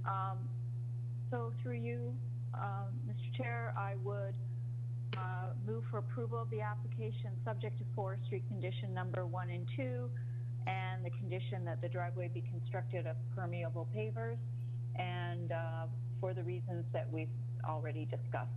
Thank you very much. Is there a second to that motion? Mr. Byat seconds the motion. All those in favor, show of hands, please. And the motion is carried unanimously, subject to forestry with the provision regarding permeable pavers, and the application is approved.